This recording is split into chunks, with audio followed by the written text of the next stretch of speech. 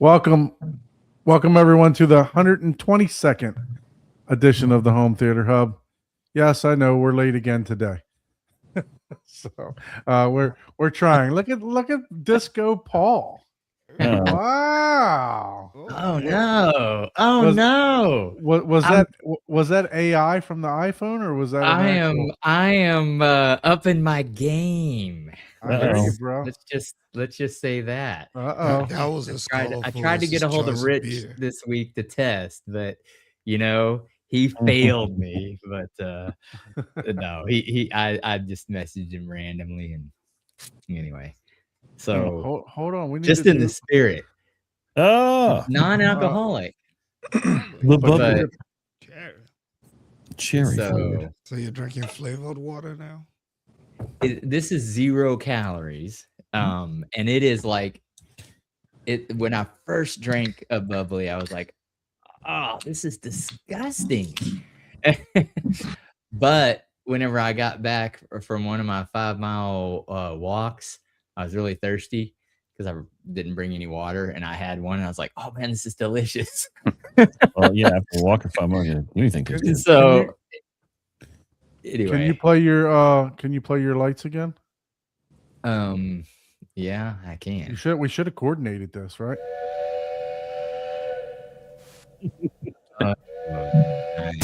Nice. I was gonna ask. Only you play my specialist next button. Yeah, there you go. You got all the AI tricks going on here. I got tons of them, man. I was looking for the but they don't have that Oh, on here. yeah. There you go. Yeah, I got it. I got you. See, so you are upgrading your game today. I was gonna ask. I was gonna ask if you had your theater done. But that would be an explosion, right? I think I got that one. More like crickets. Yeah, Oh, that's crickets. Oh, yeah. I do need that one. Yeah. I do need that one. You I need don't some have the applause. Oh, listen, Daniel's sitting here looking at us like we're a bunch of idiots. So let me It's like, these introduce guys are Daniel. just crazy. Man. What's going on, Daniel? Thank you for joining us on the Home Theater Hub podcast. I appreciate you joining. Oh, we all appreciate you joining today. Yeah, Don, So- appreciate you having me. Thank you so much. No, man. I mean, look, you had a beautiful picture on Facebook that you posted to one of the groups that I frequent all the time, and man, I just had to reach out to you to see if you would be willing to join us on the show. So, really appreciate that. So we're going to get into that a little bit later. We got a nice DIY theater tour coming up, and Hey. man, looks gorgeous. So we got a build thread and everything. So we're going to be Awesome. popping here in a little bit. So. You guys, that was my teaser, so stay tuned. So Ike, not like you to storm in at the past 2 minutes. Yeah. Past time. So obviously it's been a busy week for you. So how's it been going? Been busy, been doing work training, and had to go into the office for like the first time in like probably 4 or 5 years. For the last couple of days, and man, I don't know how people do it, man. Wake up in the morning at 6 o'clock, go to work, come back at 7. I just got in like 30 minutes ago, less than 30 minutes ago. So welcome to the working class. I don't know how you guys do it, man. No, I don't want to walk go back. from my bedroom upstairs is so challenging, man. I don't know how you guys do it, man. Sit in the car for 1 hour and drive, but prop to everyone who does that, man. I spent the whole week in the field this week, so it was like go to this place in West Palm Beach, which is an hour and something north, go to this place an hour and something south every day. Yeah, it's been crazy for me too. So but I did get to watch some movies too, and I'm excited to talk about some movies today. So Paul, how about yourself? How was your week, sir? It was, typical. I went from, low key to now I got like 4 or 5 pretty decent things I got to do for work. And on a personal note, I pressure washed my front porch and learned that both my Wi-Fi access point and my security camera are only IP4, not IP6. Oh. So those both got fried. I thought he was So- gonna say they're not waterproof. Well, they weren't. They're IP4, so that is only basically humidity. Yeah. And anyways, and I wasn't even spraying on them. You know, I mean, I knew enough. I was like, even if it's waterproof, I'm not gonna pressure wash the thing. Right. But just getting close to it, it Mm. apparently got enough water in there to fry both of those. So I'm like, God dang it. So that gave me an excuse to upgrade. So now I got a G6 PTZ Unify camera that I got to Nice. install. Mm. So Okay. that's a pretty nice. It comes with new AI features. Hopefully it'll do some of the things that I want. Where, like, if Jessica comes to the door or her car comes up, it won't ding me, right? Because it recognizes license plates and all that stuff, and it'll just know, oh, that's Paul. Like, ignore that one, you know. Especially if I'm mowing or something, you know. It's like okay, because that's without the AI, it would message me every time I'd go back and forth. It would be like, hey, someone's on your front lawn. It's like, yeah, that's no, me. I had to set up some geo fencing and stuff for car tracking, and now I'm getting like, your driver was driving 75 in a 74. I'm like, okay, thanks. Yeah. Yeah. Yeah. Time to Yeah, lay out speed bumps in front of your house. So I'm getting those Pretty notifications. much. Three miles an other than hour that, over, I'm getting notifications for 45 employees now.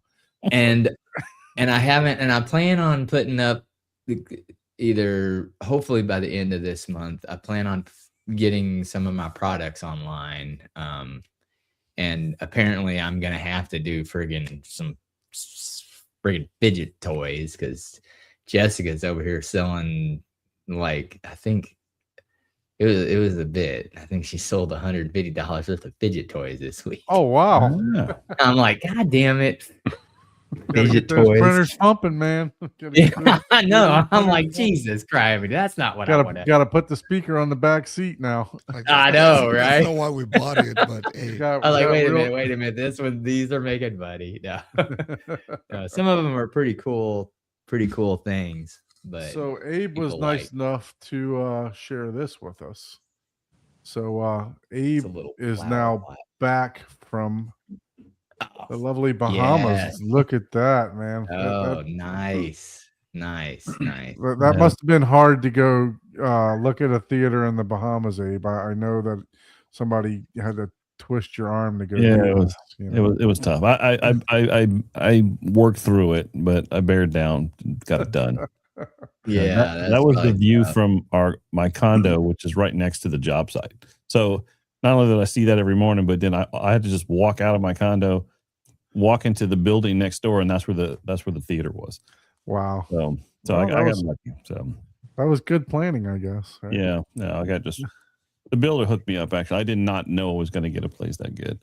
So the builder took really good care, which is good. But it's good to keep the builder happy, and so got a good rapport with him. And so I said, man, can you find a place? Oh, I'll take care of you. Like, okay. So better than I can expected. So, So did you guys hear the news this week? oh no. The good Nobody- news or the bad news? Well, I mean, I don't know if it's good news or if it's bad news. You can take it how you want to take it. But look, I mean, where's my share button? There it is. So Disney Yeah. lays off 1,000 people. And it was more of the home entertainment people, right? Mm.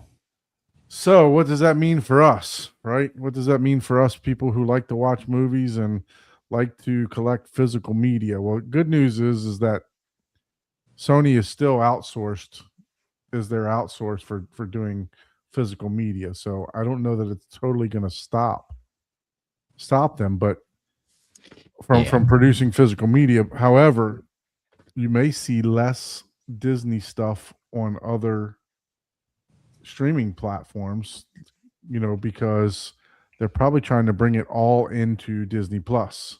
So all those liaisons between, Voodoo and whoever else, they're whoever else they're employed to try to be the middleman for these type of things.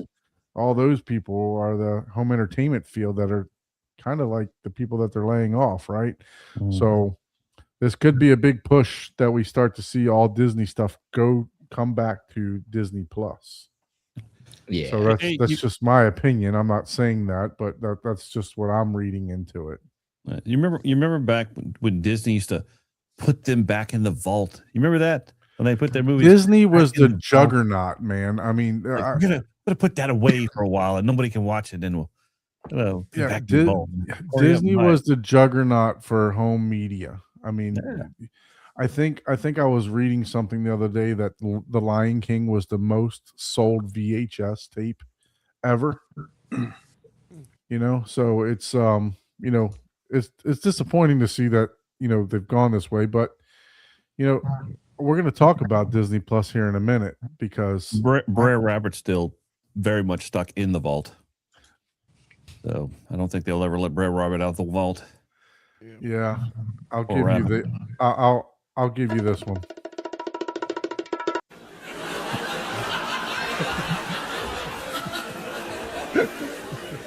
Oh, talking about the Song of the South, one of Disney's All right. Let the Black law Sheep go movies.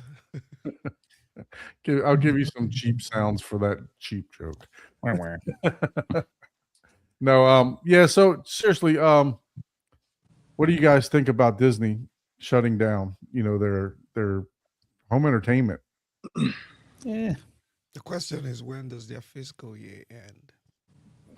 If Yeah. it's around the corner, they're probably just gonna I put books mean, together and hire back a bunch of people when the new fiscal year starts. Could be. They could be cooking the books for sure.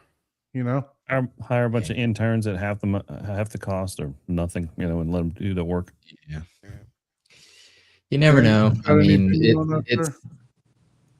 a lot of people. I mean, you got to also take into account a lot of people now it's a new trend, are going to places to pick up physical discs to watch them. Like that's a new thing. Like, Jessica's niece asked for a friggin' Blu-ray player for like her birthday. Yeah. No, for sure. Yeah. No. I mean, look. She's My niece. new She asked generation. for an MP3 player for Christmas. Mhm. Yeah, my daughter asked for a CD player. Mm-hmm. I got all. So I got People her are like, CD man, one. I'm tired. Everybody's tired of chasing the content. They're like, and not owning it. It's like, no, I'm they're catching on. So, how about you, Daniel? You have any opinion on that, sir? Do you know? Did you hear Well, about I will say full disclosure. I am 100% a physical media enthusiast. I have streaming and everything too, but I collect movies. I have more than any man should have at one time. But I saw that news, and part of me is kind of like, it doesn't really surprise me. I feel like Disney is, for the juggernaut that they've been for so long, and how many titles that they still have, even, not Disney, like what else they have Fox, and they have Touchstar, play, things like that. Mhm. So many movies that we may never see released on physical. And now this just may be another nail in the coffin. I don't know how long those employees have worked there. They may know a lot of things, and then all those guys leave, and if anybody else ever does come back, they may not know which movies that people have available, that they want, or to even put back in physical media. So Yeah. I don't know, man. It just feels like every day physical media is just fighting for its life, and I hate that. Yeah, look, I I'm mean, waiting look, for at the least we got director's cut of Flubber in 4K. Symphonic, he says we're out here fighting for studios. At least we got Criterion, we got Arrow, we got studios like those that are reproducing. What's the one that's reproducing the 3D movies? Gosh, it's just Turbine. Turbine. Yeah, Turbine. Yep. Yeah. So but Studio yeah, no, Ghibli. We got a bunch. there's a ton of private people out there doing it, and like I said, Sony still is, doing the outsourcing for Disney, which is good because you usually don't get a bad Sony disc, right? I mean, Sony discs are usually really, really good when it comes to Atmos and everything else. So hopefully what it is they'll continue to push physical media to Sony and not just shut the whole thing down to where everything goes to Disney Plus. But we're going to talk about Disney Plus in a little bit after we go through what we watched, because I'm going to go last because it's going to be a great segue. Uh-oh. See, I did this on purpose, right? I told you guys I don't like to plan anything, but I did. I thought about this. It's going to be a segue, not the kind that you ride and stand on, but a segue. Or a Kara Sedgwick. That's a totally different thing. So, Abe, did you have on your airplane ride? Did you watch any movies coming back from Thomas? Did you have to sit next to anybody while watching them on the plane? Oh yeah, I was watching the person next to me movie, and I can't think of the movie she was. Oh, she was watching the Neil Diamond movie. Yeah, so I was watching it in silent, as I, so I don't know what. So I got to watch it because it looks kind of interesting. With what's the guy who did who played the Neil Diamond character, who also played in I think it's Jeremy Allen or something, maybe. No, he did he was in Shameless, right? Or if I got the wrong movie. I can't think of the guy. The guy with the claw. He was the guy with the claws in the thing. But I apologize. I'm thinking about the wrong movie. You're talking about Hugh Jackman. Yes, thank you. Yeah, I couldn't think of the name. Yeah, Hugh Jackman plays, I think, Neil Diamond in this movie, from what I can gather from the snippets I saw. So it looks interesting. So I have to add that to my list of movies I need to watch. Let me see. But mostly, I just stared out the window. Hugh Jackman. Here we go. Neil Diamond. You didn't like the glass, did you? You know what's kind of cool coming from that angle? You can see like the coastline of Florida appear from there, which is kind of neat to see. You see pretty much from Miami almost all the way up. Sung Blue is the title. Sung Blue? Yeah. Not Celsius Blue. That's a shampoo, right? Yeah, correct. But, yeah. So anyway, it looked interesting. So anything else that you guys that you were able to watch at the house, or just been too busy? Yeah, no. Once I got home, I've been playing catch up. So yeah, and then I had the luxurious time, the enjoyment of doing taxes yesterday till midnight. I mean, literally, I hit send at 12:05. You sound like me. I sent my accountant at 5:05 after his quitting time. He's like, I need your W-2s. I need your W-2s. I need your W all day long. And I was just so busy I couldn't send them to him for my extension. So, well, what I remembered was 10 p.m. So I was doing taxes from 10 p.m. to 12:05. I was busting through it. You were turbo taxing it, man. I was absolutely turbo taxing it. And but I got it done. So I got it submitted right at about 12:05. So I'm sure they'll probably give me a penalty. You were 5 minutes late. No, they won't do that. So, but got it done. So that was the question is, did you owe, or are you getting money back? Oh my God, did I owe? Yeah, that wasn't pretty. Do all that work and I got to pay them. Yeah, that's crazy. Yeah, it's pretty painful. That's all I can say. So C-Big says, do you think K-State will lose Disney movies? So the way K-State works is, to my understanding, is that if you've already paid for it, you keep it. So they may take them down off of their catalog, for you to be able to purchase in the future. Yeah, but the question, yeah. But the question is, and I don't think, because they always go to if you download it, you get to keep it forever. But if they take it off of their catalog, that means that space is now, you can't free it up. Well, so other studios, they have lost other movies from other studios.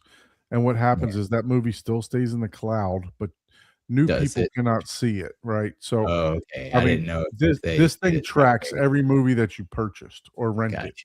so it knows, you know, exactly what you have, you know, and what you don't have. Mm. Because Okay, if well, I that's go on there, if I go on the movie store right now and I try to purchase something that I already have, it won't even show me a price tag. Mm. So like when movies go on sale that I've already purchased at regular price, I can't even see what they go on sale for, unless I incognito go through the browser and look the other way. Because sometimes I look to see how much I overpaid. You know. it went on sale. Oh man, I could have got it for $2 cheaper. So yeah, so that, but from my understanding is that it's still in their cloud. It's still available for those that have purchased it. They can download it. They can delete it. They can do whatever. However, for Gotcha. new users, it will not show up for them. They are be able not Kaleidoscape users. You're not. Correct. Correct. So yeah, so that's what I think for that. What's going on, Bill? How are you, sir? Thanks for joining us. Appreciate you. Appreciate you. I reached out to you this week. I was in Fort Lauderdale like 2 days, and I was going to see if you were still working on the Zapedi there. No, excuse me, not Zapedi, Arvolution. If you were still working on the Arvolution, I know you're going to be moving and stuff too. Also wanted to volunteer services if you still need me to help lift some speakers for you. So that's why I was reaching out. So hope everything went well with your move and everything else too. So all right. So how about you? Does Jessica need to help you with your movies? No, I asked her. We were able to watch one movie, but she didn't even remember what it was. I was like, man, it must be nice. You could probably watch the same movie like 2 times a week and not even know. So you don't know either. No, I know. We watched The Bluff.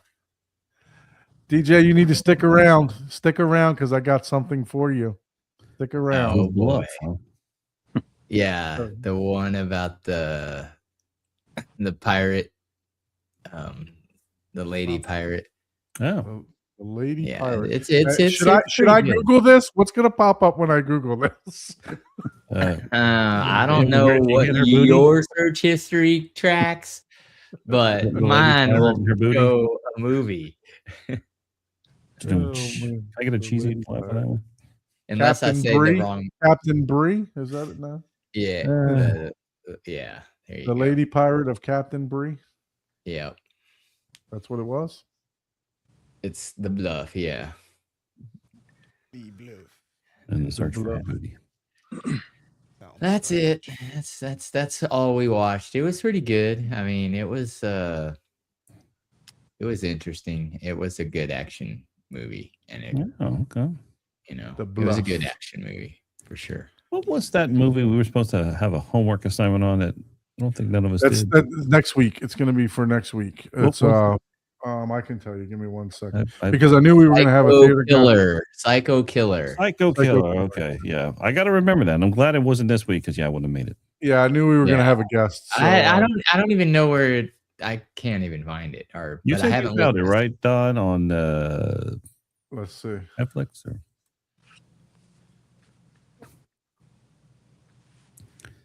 Psycho Killer It's like Amazon. It looks like it's there on Amazon. or Amazon? No, well, Amazon Prime Video. Prime Video. Oh, okay. It better be for free. I ain't Harry, paying okay. no. Wait, You can rent it. A couple bucks, $3, something like that. I ain't paying $1 for a rating of 1%. Wait, how man. long is the movie? It's 2026 is what it is. So it Yeah, just Psycho came out. Killer 26. Yeah. Mm. So we might have to wait for this to come on to media. of Yeah, some it's still on it just came to Kaleidoscape, I'm saying. Like Oh. maybe 2 weeks ago. kind. Yeah. So we they're might, gonna like have- you said, we might have to wait for that one. We'll have to find out where it's actually playing. yeah. So Daniel, the homework assignment that we have is to watch a bad movie. So somebody suggested that we all watch a bad movie. So Okay, I didn't want to be rude, but I was checking this out on Letterboxd, and the ratings were not great. yeah, so I wanted to Yeah, fill you yeah. in. That's the difficult. point. Yeah. Okay. I'm down. It with all that. started from someone mentioning a movie, and I Ah. looked at like the first 10 seconds of the trailer, and I was like, "All right, I'll watch it." And I was like, "That's the worst movie I've seen in a long time." Man. So everybody else was like, "There's no way it's that bad." And Yeah, so because the we homework. looked at the cast. It was like who was it? It Well, I was think I saw Malcolm McDowell or somebody there. I mean, Yeah, yeah. An amazing cast. yeah, an Oh, amazing yeah. cast. Dude, if that cast made a movie like right Now? now, it would be 7 or Yeah. 8, like out of 10, not 2. Yeah. Somebody was hurting for some money at that time. Yeah, Quite a yeah. few of 'em. Hey, Good gotta old do what tip, you gotta do. good old You know? Tiptoes. That's gonna be Yeah, forever yeah. scarred in my brain. That's the one that kicked off Don with the homework, the homework assignment. I like it. Yeah, for sure. So we'll have to find out when we can all take that one in. So how about Yeah. you, Daniel? Were you able to partake into some movies in your lovely theater that you have there? Yeah, I've watched a couple lately. Marty Supreme, watched that probably 2 weeks ago or What so. did you think? What did you think about that? I purchased that, but I never watched it. I enjoyed it overall. I tend to have liked the Safdie brothers movies. I think they've kind of started doing their individual thing. I think one of them did this movie, another one did The Smashing Machine with the Rock. With the Rock. But I enjoyed the movie overall. It sounded good here in my theater. I'll give them that. It's what's his name? Timothy Chalamet. His Chalamet, character is kind of like, he's hard to like. He's not a great guy, but you still sort of root for him throughout the movie. So, I enjoyed it pretty much.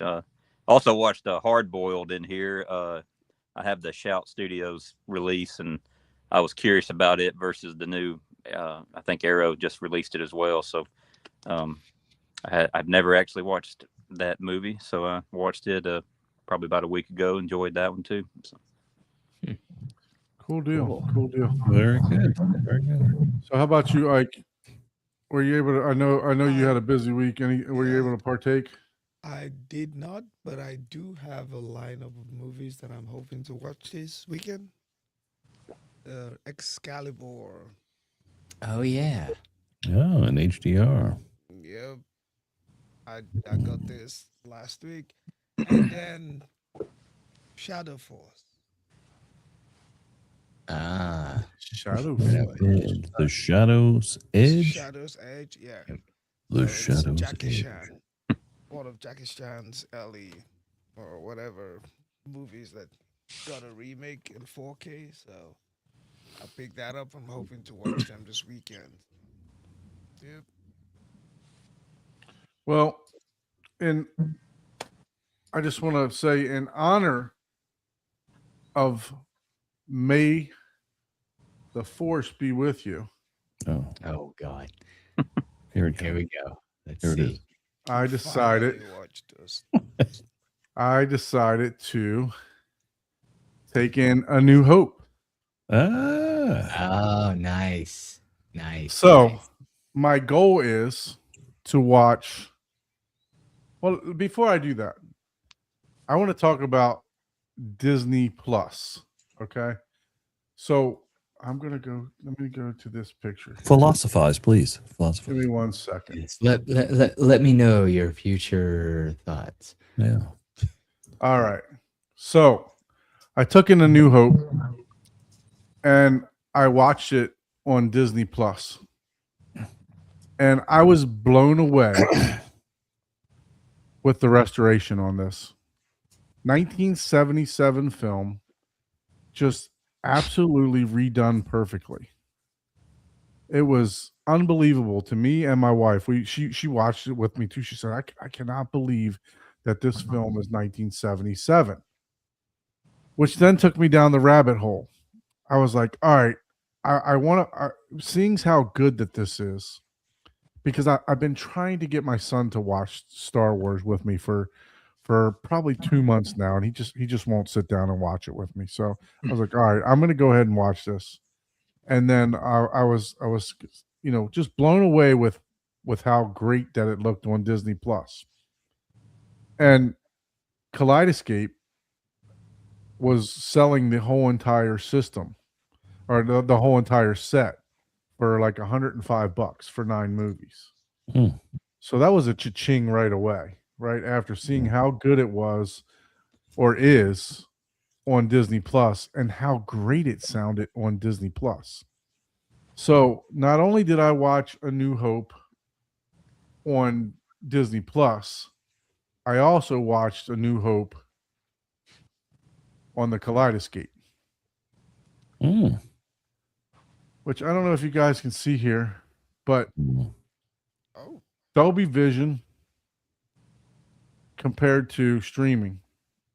Both of them are upscaled through the Lumigen. But I mean, just you get a lot. Kaleidoscape right there. That's the Kaleidoscape version. Mm. is that But like you is still get that- a great deal. You still get a great deal of detail out of Disney Plus. I mean, Yeah, it's just not bad. it's just getting getting better and better for streaming. Now, I do have a good internet. I have 5 gigs up and down, but I mean, you don't need all that to get this from Disney Plus. All right, and then I took it to the next scene. So this is actually this is Disney Plus, and that's Kaleidoscape. So you can see a little bit more details in the smoke. It's a little bit brighter, Dolby Vision. And then I had one more scene here of the Luke and if I'm spoiling this movie for you guys, I'm sorry. 1977, you should know. Luke and Han Solo faking to arrest Chewbacca, right? So this one, there wasn't a big difference. Just a little bit brighter. So I started going down the rabbit hole of just comparing. And what are you streaming through? I'm streaming through Apple TV. Oh, okay. So full 4K Apple TV. So yeah, man. I mean, I just enjoyed the hell out of this. It was something that I was really scared to watch because I was just hoping that it would live up to what I thought as a child, right? And I mean, just the restoration alone. If you guys haven't seen it, no matter what you're watching it on, I think you'll enjoy it, definitely. And like I said, May the 4th be with you, right? So Mm. I went ahead and I doubled down. Empire Strikes Back. That's the one right there. So I watched The Empire Strike Back. So I watched this, and I'm gonna tell you what. That's the best one. My gosh, man. My Atmos speakers did not stop the entire movie. So much so that I told my friend Gene this today, and he was like, we need to check your system and see if you were upscaling. I'm like, no. There was just that much content in the Atmos for this movie. I mean, ships flying everywhere. This, guys, I'm telling you, this is a reference remake.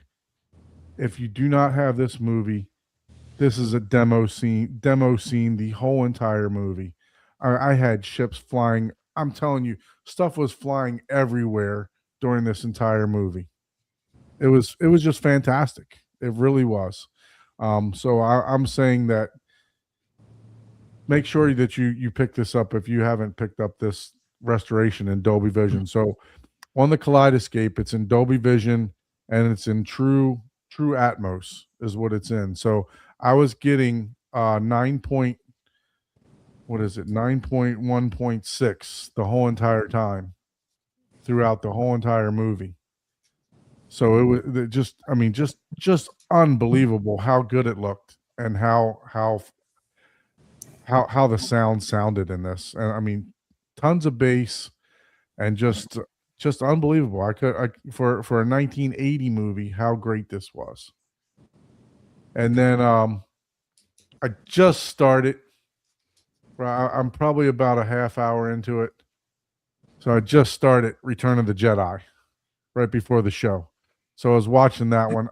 I remember not being a big fan of Return of the Jedi, just the whole Jabba the Hutt and everything else like that. But I will say that the video in this is phenomenal. Also, it's fantastic. There's not a lot of ships flying around or a lot of, to at least to what I've gotten to so far, a lot of battling. I know there is later on in the movie, but I'm maybe about an hour in. So I'm hoping that the sound gets a little bit better than what it is. But I mean, just visually, these movies, the restoration that they did on these movies is just phenomenal. So have you guys had a chance to partake in any of the new remakes of these 4Ks? I watched them all whenever they first came out. Yeah, not the recent crop. No, I need to go back and check those But out. what is the recent crop? Because they've had these out in 4K restoration for a while. So DJ says the image is pretty close. Yeah, which I saw. Yeah, Kaleidoscape, but the difference is in audio for sure. Yeah, So- absolutely. From Kaleidoscape, you don't have not so compressed. Early scenes in Hope are great comparison between Kaleidoscape and Disney Plus. Gradation, snow can be yeah, for sure. Yeah, no, it's man, I'm enjoying it so much that I'm like watching. There's a lot of stuff that I didn't remember when I was a kid, because it's been so long since I've seen these movies, and I was never a huge Star Wars fan. I did like seeing all the stuff at Disney, because we don't live too far from Disney, so I mean just to see some of the town and stuff like that when I walk through Disney and see all this stuff in the background now is of the movies. It's just great, man. I mean, I'm having a fantastic time with them. How about you, Daniel? Are you a Star Wars fan? Oh yeah, man. Yeah, I love Star Wars. I've seen them many times. I have, probably a pretty. My opinions are probably in line with a lot of people, but Star Wars people can hate on it really quickly, right? So I mean, I love it. I love it. I love a lot of things about it, and I kind of don't like a lot of kind of how it's been for several years, but still love it. Yeah. I don't know if I'm gonna dive into the whole, what is it, like the Mandalorian and Right. all that stuff like that. I don't know if I'm gonna venture down those, but who knows? I may it may bring me in more. My brother's a huge Star Wars fan. I've always enjoyed the movies but my biggest fear was, like I said, was that are they going to stand up? Because when you Right. remember a movie when you were younger, and it's like you watch it again, you're like, man, that was pretty bad. So for sure, I'm like, I'm so glad that I was able to enjoy these movies. Ike, have you watched these lately? Yeah, I did once when they first came out. I watched just about all of them. You watched all of them? Yeah. Yeah, I'm excited about them. Maybe it's highly recommended that you check these out, man. Because if you haven't checked out the Dolby Vision version, or do you have the Strato S or the which version Kaleidoscape do you have, Abe? I have the V. You have the V. Mhm. Yeah. So you'll be able to see the Dolby Vision. Yeah. I mean, looks really good, man. Just phenomenal. So my goal is to watch all of them by May the 4th. So I'm gonna try to watch all of them, all 9 of them before May the 4th. Hey, I'd be interested in your thoughts on the audio of the pod racing scene in episode 1. I always, maybe it's just nostalgia, but all those cool pod racer sounds or whatever always gets to me when I watch it in the theater. So Yeah, for sure. No, I was talking to one of my friends, and he was already telling me scenes to demo, So what scene? Let me see what scene he was talking about. I think it was in Phantom Menace that he was talking about. Let's see. I always loved the original 5, 6, and 7, the original ones that came out in the 70s, 80s. Yeah, he says put on the Before race. and after, not so much, but I do have a soft spot for Rogue One. I thought that was done really well. I agree. And definitely that one has kind of risen up to the one I really enjoy watching because it's just done so well. Great story that talks about that group of guys, this group of guys who stole the original Death Star plans. I thought it was really well done. And what I liked about it, it wasn't the kind of typical Star Wars ending. Everybody dies in that movie, but where they're not a little celebration, a little party like they have at the end of all the other ones. It just ends on a sad note, but it's still very awesome to see. Yeah, for sure. So Ike had something for work come up, so he had to drop real quick. I don't know what happened with Paul, but he'll be back here in a minute. He's going to go get another bubbly. He's going to go get another bubbly. So, but yeah, no. So Ike had to drop, guys. But no big deal. We'll keep on going through the show. But yeah, I was just surprised. Like I said, I'm super excited to go through the whole series now. Now that I see what the restoration looks like in the theater, and I mean just how great it looks, and sounds. Like I said, that there's going to be a lot that I pull from that movie, Empire Strikes Back, just for demo. I mean, I was getting major pans everywhere through the whole room when ships were flying by, and they're coming at you, like coming towards you. Man, it was really, really, really good. So I'm excited about it for sure. So you guys know what movies I'll be watching next week. That's awesome. Hey, my audio dropped out for a minute there, but I was going to ask you, Abe, since you like Rogue One, have you seen Andor? Because I'm a big fan of it. It's exactly what my brother says. You got to go. So I need to go back and watch Andor. And he said that's great. He said that kind of gives you a good lead in that works perfectly with Rogue One. Absolutely, yeah. So yeah, I need to go back and watch that. I've been told that. So that's on the list. Ooh, SpongeBob the movie. That's a good movie. I watched. This is on my list. I got it. That's actually a good movie. I watched it with my son several times. I got it based on your recommendation because I was always a big SpongeBob fan. Man, there's a lot of undertoned adult humor in. Oh, absolutely. Well, up to about the fourth season. After that, it starts to get a little cheesy, but definitely, season 1 through 4, very well written comedy. Just for a cartoon, it's really good. Yeah. I mean, it's not Ren and Stimpy. Not Ren and Stimpy, no, right? But it's definitely. Yeah, I still think of a lot of. Yeah, I can still recall a lot of those. Ed and Eddie. Remember Ed and Eddie? That was one of my favorite cartoons. Yeah, that one was. My son was watching. He found some YouTube videos of Tom and Jerry, and just to look at the destruction that those two do to each other. Yeah, those cartoons would never last now. You know what I mean? There would be no way that they would play today, right? I just love the kitchen is no place for a live horse. What was I don't know if you guys remember that episode of SpongeBob. Oh, yeah, Mystery. It's I didn't see that one. My son loves it though, so we watch. I watched all the movies on Netflix. So I mean, and that had really good atmos in it too. A lot of the SpongeBob movies. But yeah, get that bass in there, SpongeBob. So Daniel, tell us a little bit about yourself, man. How did you get into the home theater hobby, sir? Oh man, well, I'll make a short story long for you, I guess. I mean, I've always loved movies. I've always loved sound, music. I like to play a little bit of music. I like to try to pretend I know how to record music, and so it's just been part of me for a long time. And as I got older and got better jobs and I could afford to do, things that I wanted to do, I could slowly build up to what I have at the moment. But yeah, I mean, I started probably when I decided I wanted something like this. I just had a simple 5.1 setup. And can y'all still hear me? Yeah. Okay, sorry, the camera changed.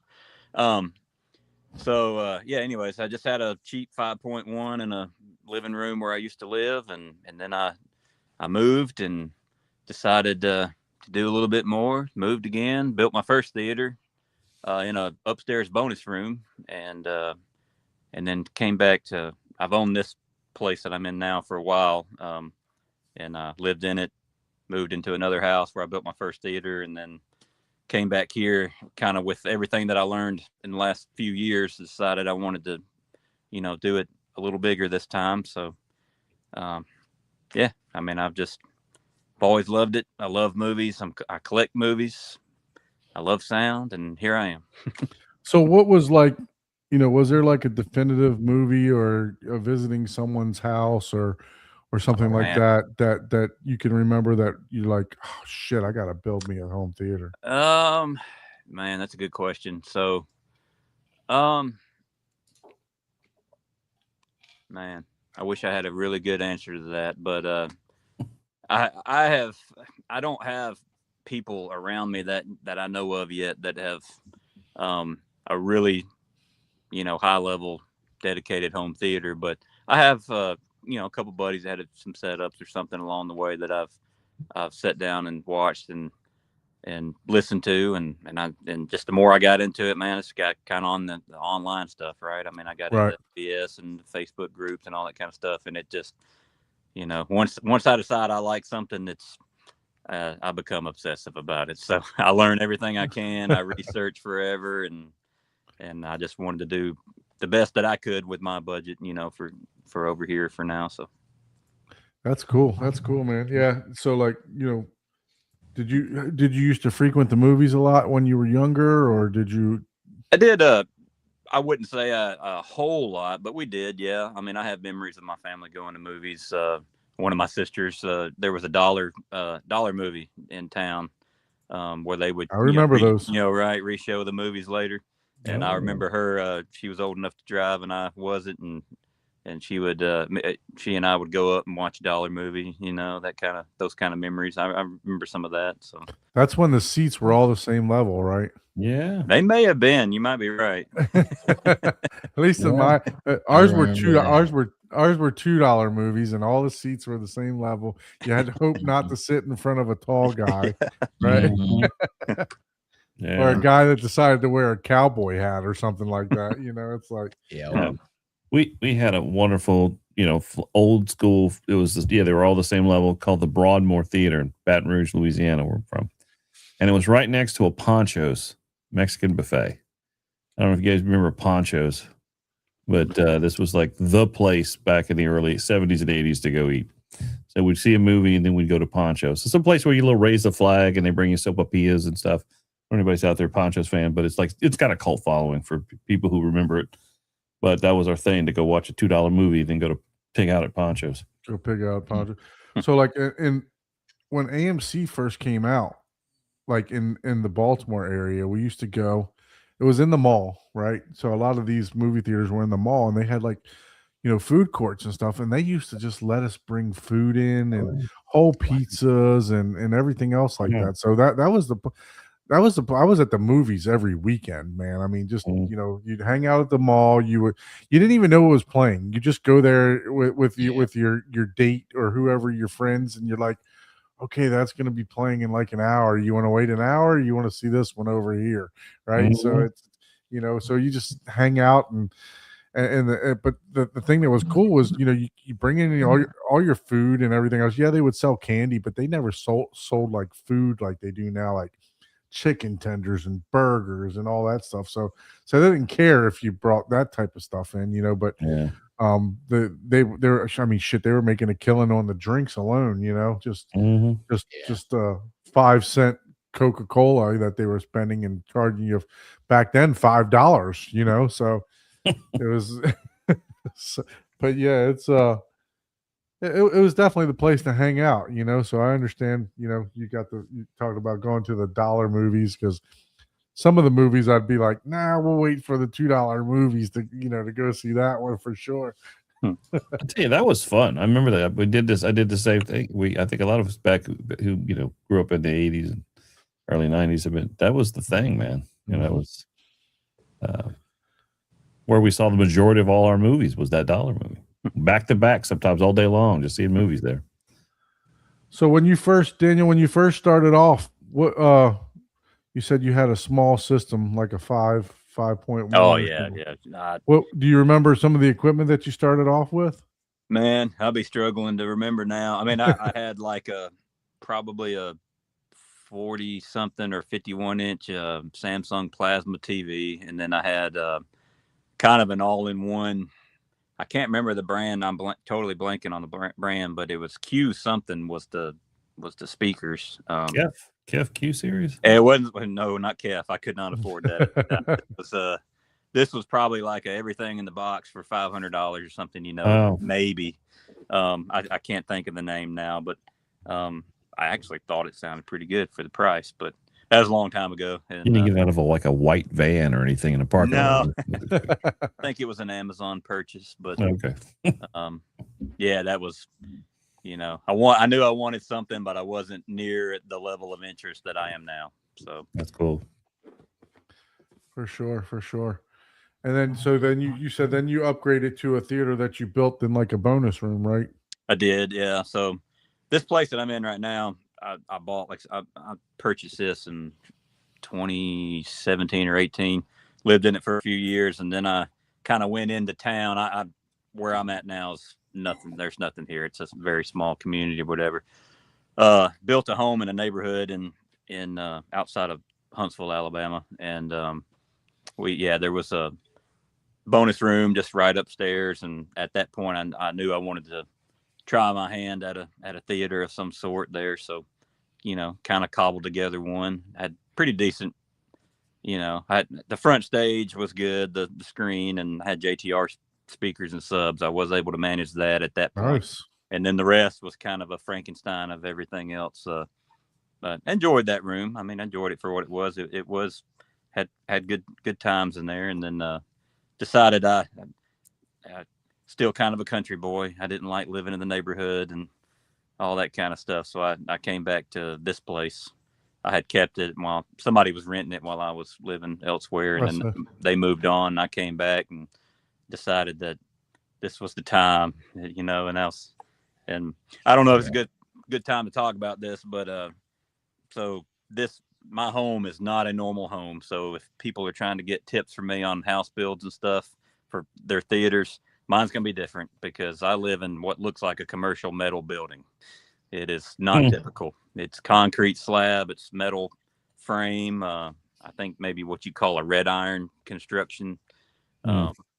And this room that I'm in is at the end of a 100-foot long room.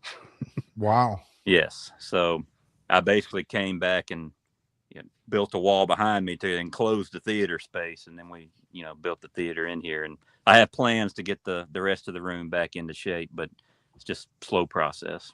For sure. So is this room, is it in a basement? Is it like it's not, it's ground floor. So where I live, basements are, to my knowledge, not very common. And if they are, they're walkout basements. So yeah, I know a lot of guys in other states are, all about the basement builds and stuff, but this is ground floor. It's a concrete slab. I mean, there is drywall behind my panels and all that stuff, but it's a drop ceiling, and above the drop ceiling, it goes up. Like I said, it's the way the building is constructed. It's just kind of iron beams and that go around. So had a lot of challenges. We can talk about that later about as far as like mounting any kind of weight in the ceiling, because this is a drop ceiling grid with hardly nothing above it to anchor to. So we had to get creative on that part to get some things hung up there. But wow. Yeah, so we can take a look. We go ahead and take a look at I know you got a build thread that we go ahead and take a look at. Maybe some of the pictures will show some of that, but we'll get to that here in a second. But when you talk about a metal building, I mean, you said you said it was like a commercial type of building, or is it in a residential area? So I kind of live out what I would call outside of city limits. I'm in the county. And so this is a metal building that is located next to some other businesses. And if you drive down the highway that I live on, you would not think a person lives here. You think this is a, an extension of this business next to me or whatever. So I'm kind of hiding in plain sight. There you go. I like it. But yeah, it's just a very it's 100 by 50 foot building. Magic says it's a barndominium. It's it's approaching the barn dominium, but barn dominium I think has a little bit of class to it, and this one's just kind of you know, You're it like, is this what it is is. whiskey tango, my man. Yeah. Yep. There we cool. go. I'm gonna bring up your build thread here so people let me see. Go to this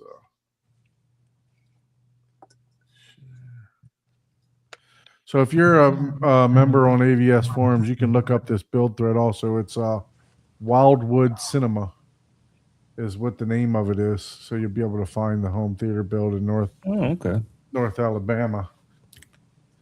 So Daniel just goes in a little bit. So give us a little bit walk us through some of this stuff here, Daniel.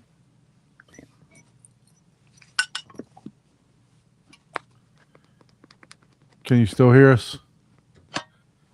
His sound must have dropped. Hey, I apologize. My No, you're audio good. dropped out again. I'm not sure how to fix it. You're good. You're good.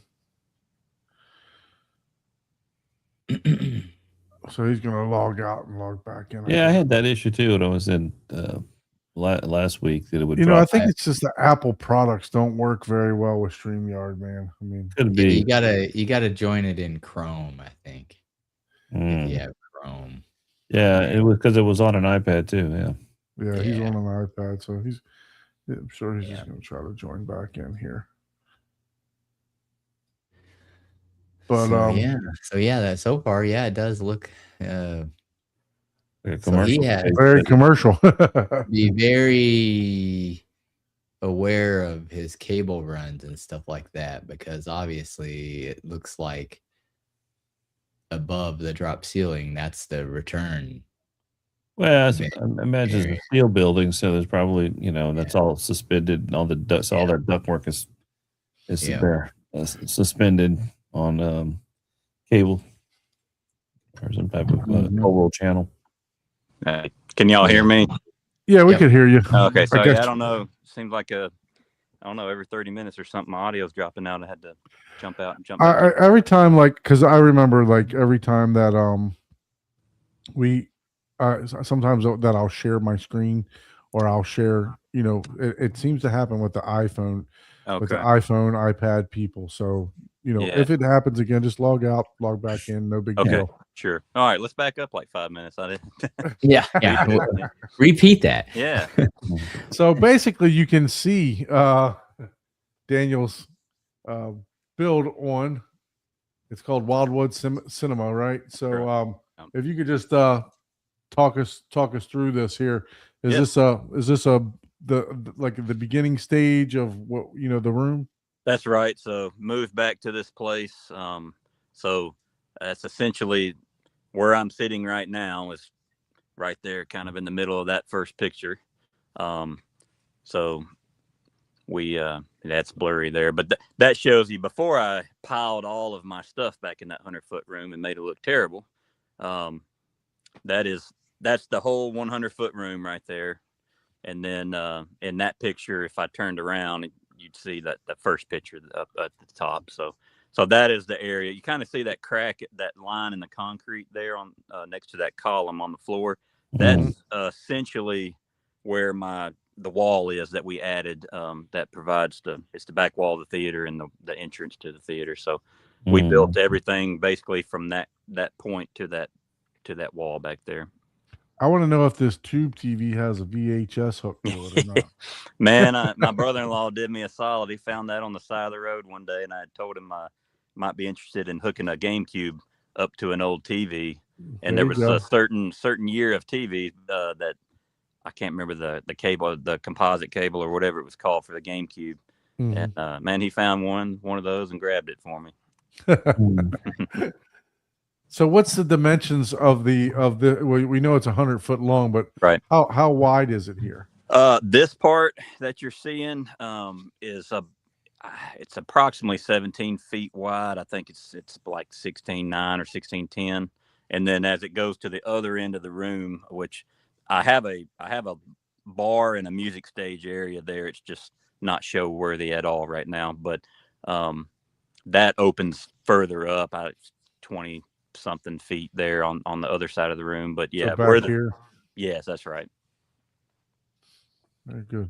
So did you moved all the workout equipment all down Yeah. into this area? You know, now? it's funny, when the room's empty, workout equipment is all out there, open, accessible. And then the more you get into it, it gets pushed in the corner, and then you just sell it or whatever, right?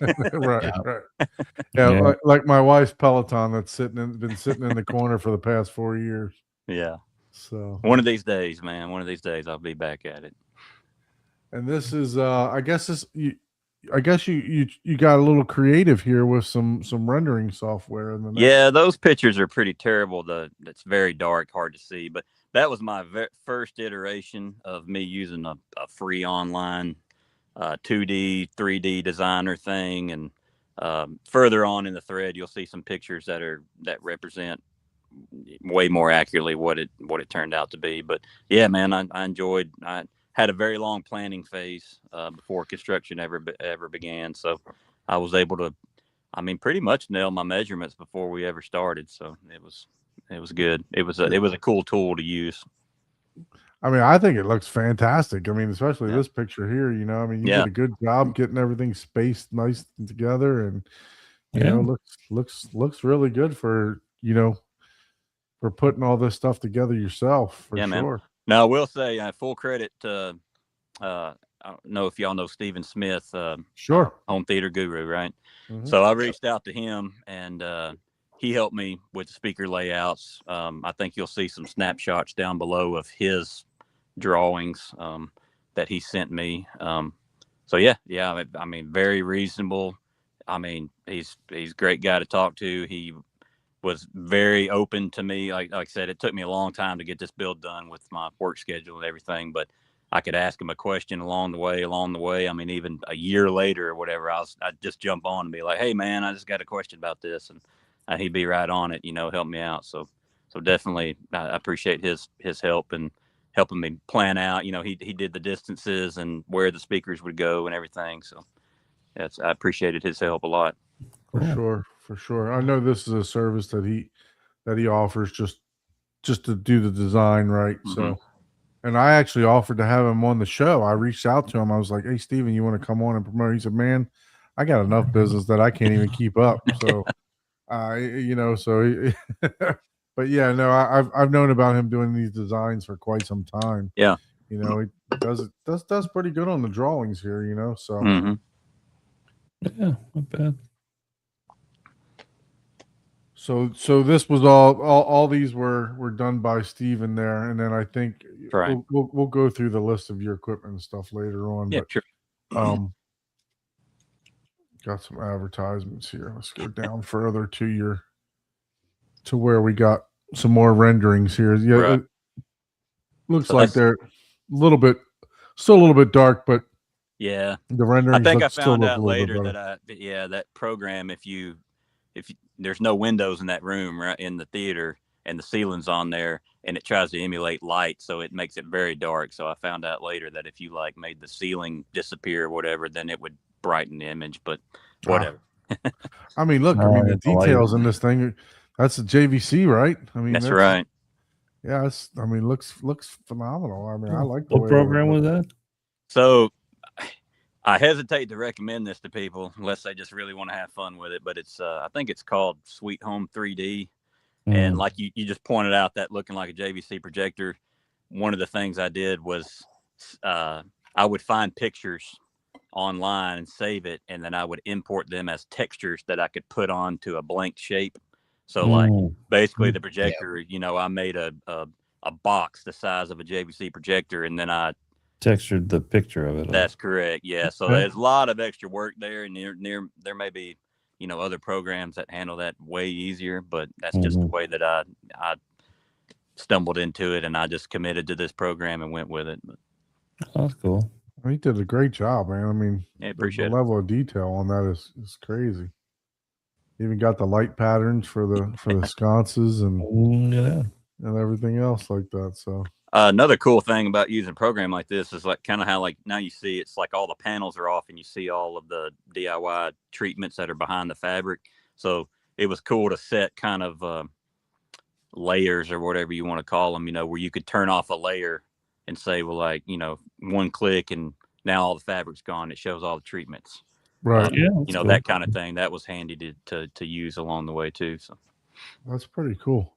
Now, does Yeah. Steven, does he offer the 3D renderings, or I'm not sure if he does or not not. to my knowledge. He you know, all of this was just me having fun with it along, you know, while I had time to. But I don't think that he does 3D renderings.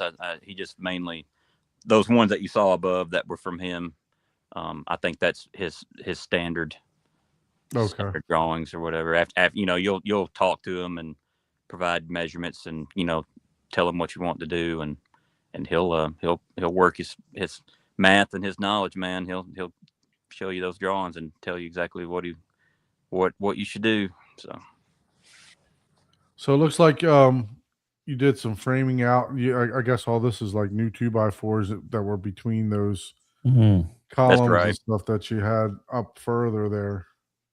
Yeah, that was for the placement of the, you know, duck board and whatnot for the acoustic treatments. We actually, me and my buddy, we started out building those with you know 2x4 pines or whatever, ripping them down to size, and it didn't offer a very clean finish once you wrapped them in fabric. So we actually ended up redoing one whole wall with ripping plywood instead. The plywood gave us crisper lines when we wrapped them with fabric. So Okay. that's a possible tip for anybody, maybe. But Mhm. So this is what you were talking about, how it's made of basically iron beams, and that's right. you had to get creative on how to hang your Atmos speakers. That's right. So you see kind of there's a wooden post that we added that runs that we can hang the Atmos on the Yeah, a little overhead speakers on. threaded rod. Yeah, I see Yeah, that. so yeah, we went with those. It allows a little bit of adjustment with the hooks and the adjustable like eye bolt, I guess is what it is. But Mhm. that allowed us, you know, any little play in the ceiling grid, and, you know, don't let too much weight rest on the ceiling tile or anything like that. So yeah, that was phase one of the construction, was definitely all of the ceiling work. So we changed a little bit of the HVAC and hanging the overhead speakers and doing all that kind of stuff. And that was quite a job to get all that worked out. Cause, you know, like you see there, I mean, there's nothing really to attach to. So we had to come up with ways to add No, I anchor understand, points. because like when I was building my projector box, yes, I had trusses up there, but they were running the wrong way.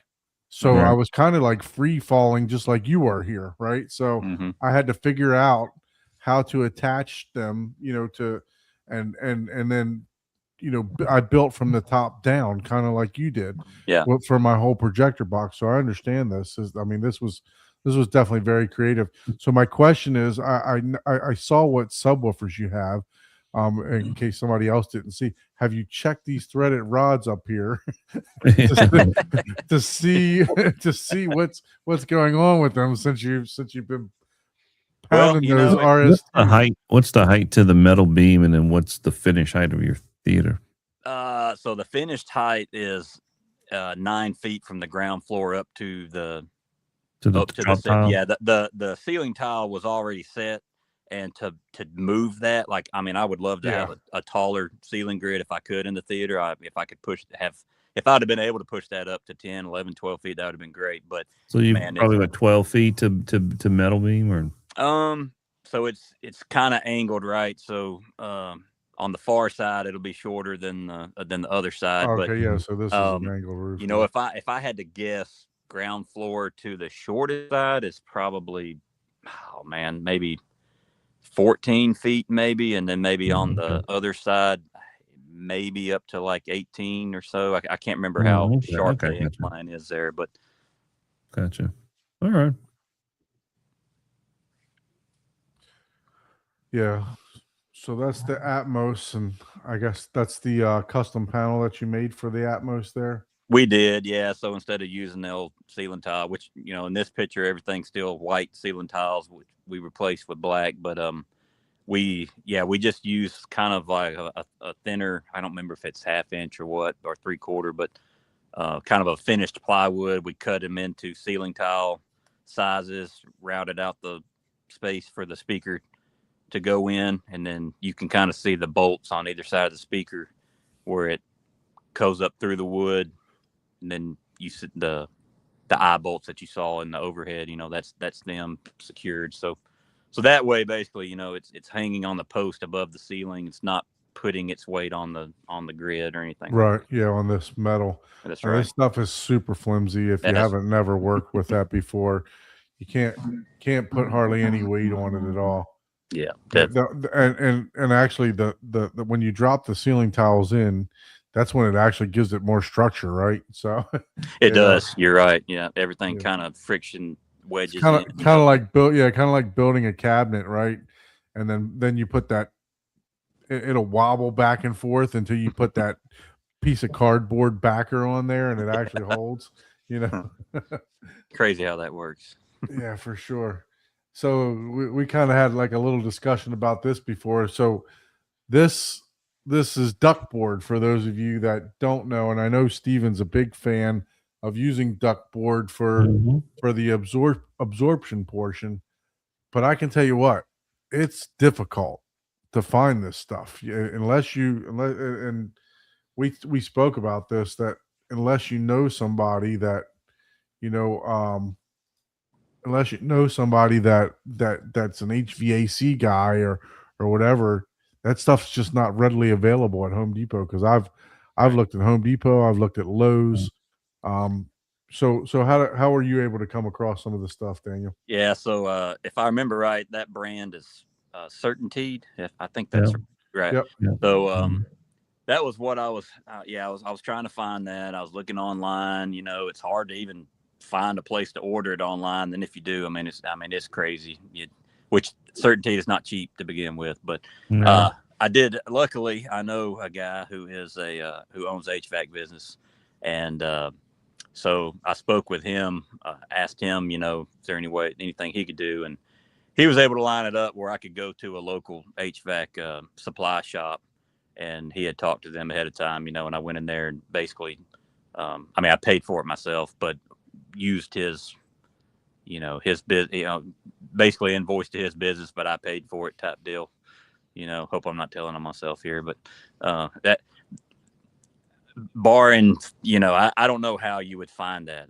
Maybe you get look up on Marketplace and somebody's selling some or whatever. But yeah, if you're looking for that type of stuff, you're gonna have to know a guy or something to get it. Yeah, that is certain. I've used that brand, the Certainteed Ultra Black. It's good. It's very. I've also used the John Manville product. It's pretty good. That's black. Bulk of what I use is the Owens Corning 703, which you can get readily available. But that's a good stove, especially if you want to get it in black. It is a little pricey with that Certainteed comparatively. And it may not have been necessary for me to use that specific one because like everything is covered with fabric. But I don't know. I just had once I had it in my head, I thought that's what I wanted. That's what I was going to get. And I did order too much. I'll say that I bought essentially a pallet of it. Yeah, the best way is to buy it at the pallet. Yeah, so I wound up maybe just a little bit less than half. I wound up having extra. Is that road trip. Yeah, I might have to go to Huntsville. Come on over here, man. I'll give you a deal. It's only probably what 13 hours or so to get over. Are you in South Certainteed plant South Florida? Oh yeah, yes, drive. Certainteed is in Peachtree City, Georgia, and so not too far away from me. So okay, but so yeah, I'm a Certainteed dealer. So that's so that. Hey, with that, what would you say? Would you prefer? Do you prefer the Owens Corning? That's easily. I like it. Yeah, that's the one I go to. Is the Owens Corning 703 or any of that stuff works just fine.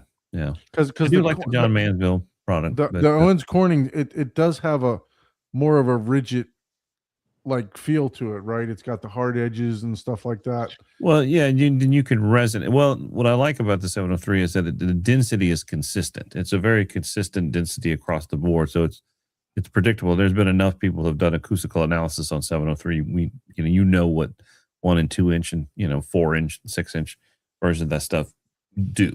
There's enough data on it. So how would you compare that to the Certainteed? Is it looks like the Certainteed's easy to cut and put it in kind of like for my situation. I'm thinking about my situation where I'm going to have, various shapes and stuff like that. It looks You like would that. cut it and fit it inside your wood frame. Yeah. Which is the It- easiest way to use that stuff is just to cut it and make a frame, a wood edge frame, and then fill the inside of it. Take some adhesive, especially just glue it into your frame and okay. let it set, and then wrap it with fabric. So that way you can put an edge detail on your wood frame or whatever, and then wrap it in fabric. Okay. Which is the simplest way to use it. Or if you want to go kind of crazy, you can dip it and resin the edges. But that is messy, but you could. If you can make a trough, and you can just kind of dip each side in the resin, let it dry, and then you can cut and sand it and shape it just like wood. Of course, you're gonna have to have a blade dedicated to it, but because it will gum up. I will say that if you have extra sensitivity fiberglass, man, you're gonna hate working with this stuff. Oh, it sucks. Yeah, that part. Yeah, you're gonna have fibers all over. Yeah. Man, Oh, cold showers after working with that. Mhm. Not hot. Yeah. That's because my room's already carpeted and stuff too. So I'd have to cut all that stuff outside, bring it inside, and it's gonna be a pain in the ass for sure. Yeah. For sure. Yeah. For sure. It's the thing about it I like about that product 703 is just the consistency of the density of it. But like I saw in the chat, people, you could use something like Rockwell batting in panels. There's all kind of different creative ways you can. Yeah, there's a special knife to cut with that rock wool too, because that. Yeah. Yeah. And I would say too, I mean, I'm not a professional here, but that worked out good for us because just kind of like basically building the wall, an additional wall out, right, for the acoustic treatments and stuff, and just being able to place that in there, and it's firm, it's easy, it's not crumbly or anything like that. Yeah. It's very easy to work with. If I was building my own acoustic panels to hang on drywall or whatever, I wouldn't use that. I would No. use, like what you're saying, there's no reason to use that in that application. No. Yeah, Is it that seemed- 2-inch wood? I'm sorry. That's the 2-inch. That is the 2-inch. Yes, that's correct. Yeah, My it side seems walls are like 2 inches of acoustic treatment, and the back wall is 4-inch. So I basically just doubled up Double up on those that. to get Yeah. the 4-inch. Yeah, Easy. Yeah. yeah. so the paper backing and stuff. So you said you doubled it up. The Mhm. paper backing didn't affect. Well, compromises have to be made, right? At some For sure, point. for sure. I don't know that. I don't have. Well, is that the science. paper one, or is that it's kind of a PFC, or it's a? It's like a full back, pretty much. The silver Okay. side is kind of full, and the black side is. I don't know what that is. I mean, It's a material type. It's not a paper. it's soft. I forgot the name of it. Kind of fuzzy. PCF backing or Yeah. And Steven, when he recommends using boards like this that have the two different sides, he specifically designs it to where, depending on where you're placing it in the room, maybe it's the black side out or it's the full side out. Oh, okay. So on kind of, I Hmm. think from ground to 18 inches, and then the whole bottom part, I think, is full side out, and then I have a middle row where all that is black side out, but certain ones have we full taped a pattern. You saw that kind of in that. Yeah, on the image there. Yeah. For that's supposed to be some kind of make it a combo panel, and then everything above that middle panel is again full side out. That's the way that he had that designed. So Yeah, these stripes right here, you took There you go. like real duct tape, not duct tape, but real ducking tape. Yeah, that's a technique of just kind of creating a very kind of down and dirty kind of Diffusion panel. fractal diffuser. Yeah, so where you're hitting sounds hitting two different surface areas. It works. It's simple. It's not you don't have to get crazy, but it does help. We used to do that, or if you had like the Ross Owens Corning 703, you could just resin a pattern on it. Like you could, like just have squares where some are reflective, some are resin, some are just not resin. So you can create like a checkerboard out of just on 703, which is another, quick down and dirty way of creating a very cheap diffuser that, it's a little bit better than just having full absorption, can create a checkerboard pattern of it. But Yeah, great that's idea. cool. I've never heard of the resin technique. That's interesting. Yeah. Or you can cut it out and have it hit drywall right behind it too. Yeah. So did you paint the ceiling here, or did you just did you get all black tile for that? So I had to go to some other supply shop, and I think those are also Certainty brand. Maybe I think they're called Theater F, maybe ceiling tiles. So was able to get those, replace the white ceiling. You know what? I don't remember what those normal office ceiling tiles. That Right, type of right. material. This is fiberglass. I mean, it's like it's basically the duck board but thinner. Okay. And so we put all those in, and then my buddy, I definitely have to give him a shout out if y'all don't mind. My friend Andy that I work with, man, Sure. he knows a lot of construction stuff that I didn't have as much experience with. He's better with hand tools and everything. So I was able to recruit his help. So I kind of had the theater ideas and the knowledge, as much as a regular guy has, and then he helped me with building techniques that I didn't know about, building the wall and the riser and all that kind of stuff. He helped a lot. And I'll say the ceiling grid that was white or silver colored, that is actually black felt tape. And he did most of it. I think I was at work Jeez, that day. that's tedious. Dude, he got up there on that scaffold and he went piece by piece, and Yeah, you could see felt the silver parts on That's the right. edges here. Yeah. So yeah, big thanks to him. That was not a fun day for him, I don't think. Yeah. That was very tedious for sure. Yeah. Yeah, no kidding. And this just looks like a AC vent that you guys painted. That's right. Like Just took the existing ones and took them down and spray painted them black and put them up. They don't look great, but once everything else was in here and everything's blacked out and everything, you can't. You don't even see them. No. Once it's black, right? That's right. Yeah.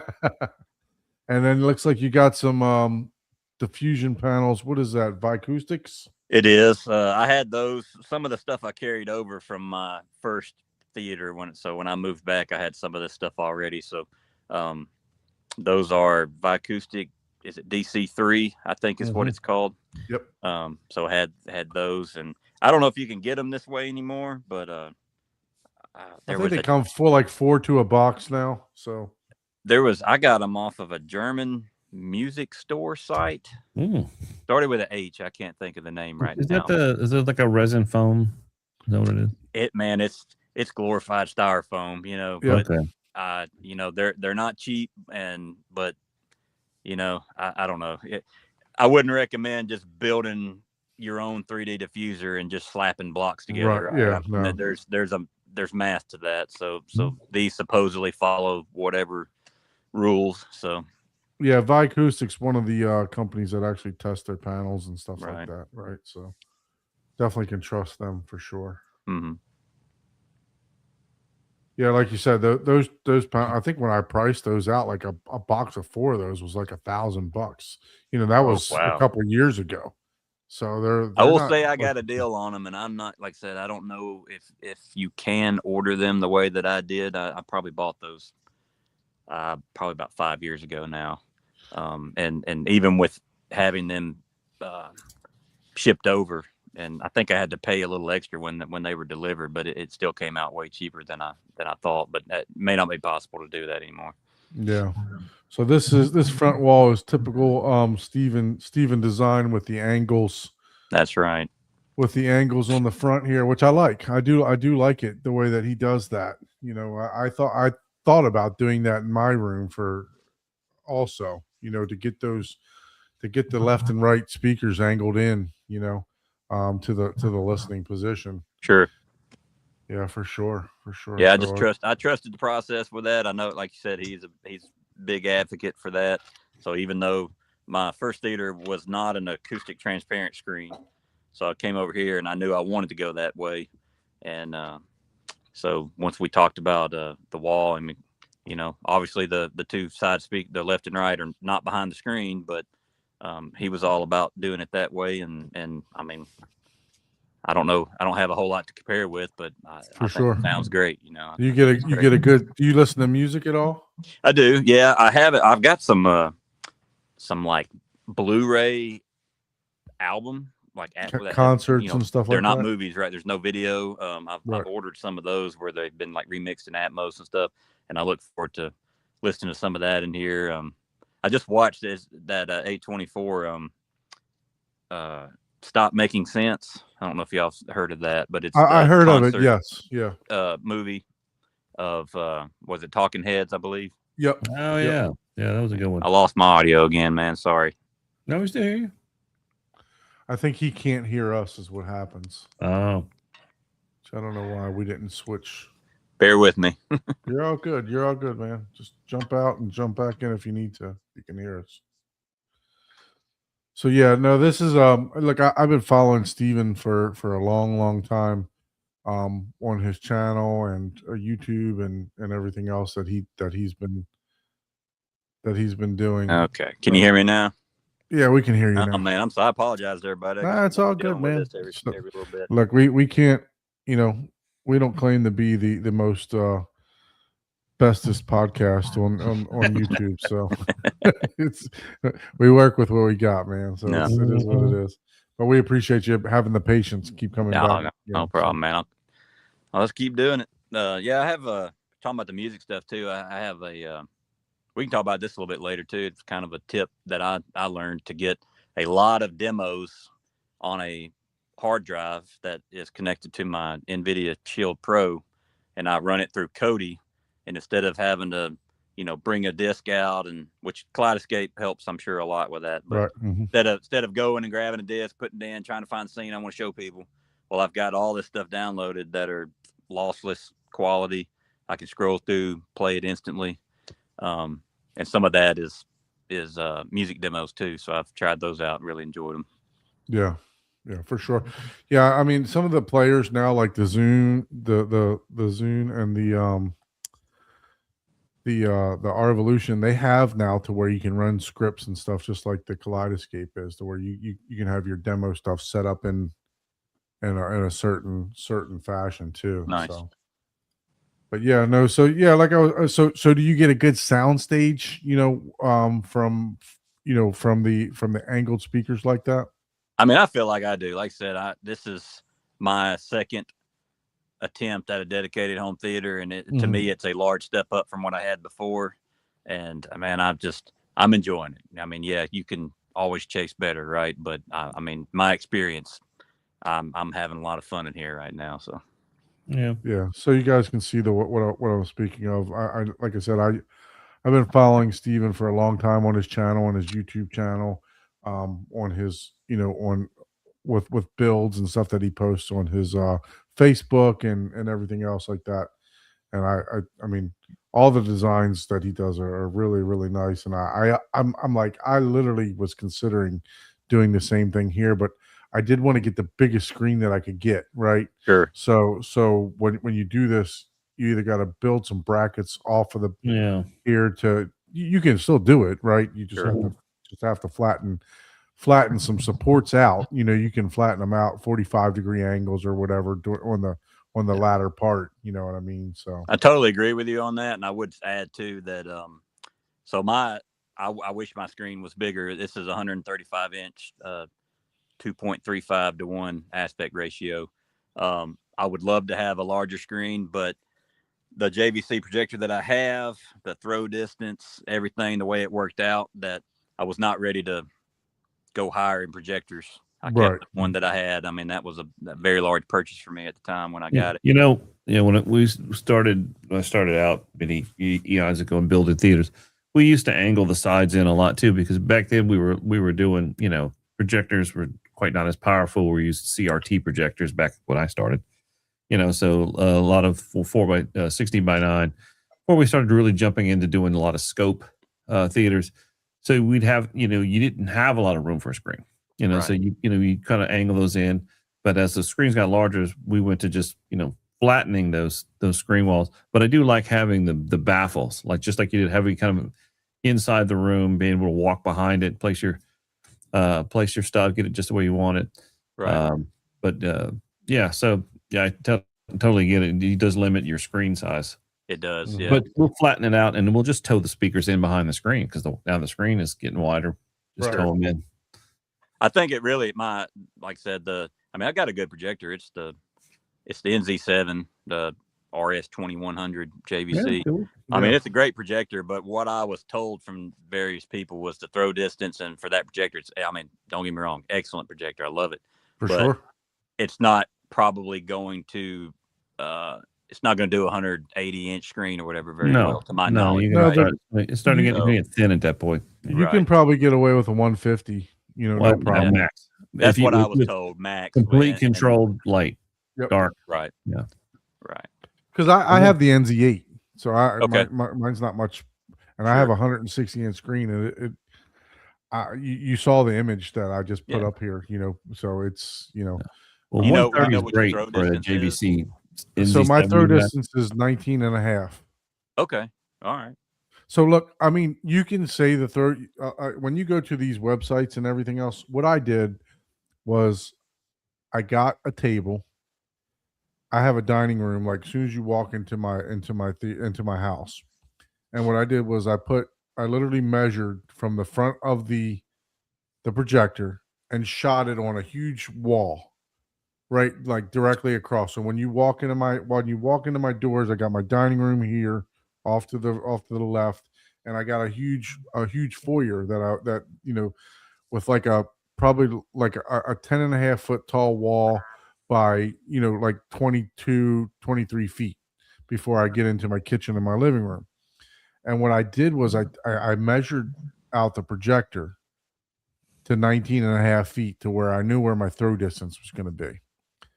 And then I zoomed the picture all the way out to see what I can get.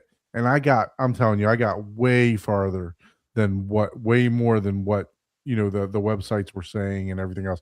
I think I got out to like a 200-inch screen. Wow. Oh yeah. So it's not like what what JVC gives a lot of room on that throw distance.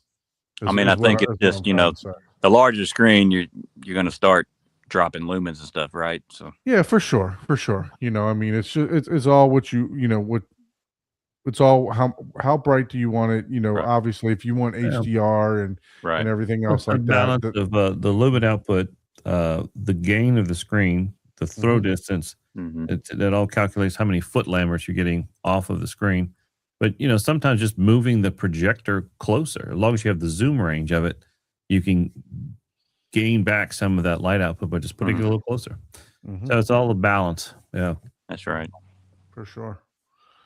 All right, that looks like you got yourself a solid core door here. There you go. Yeah.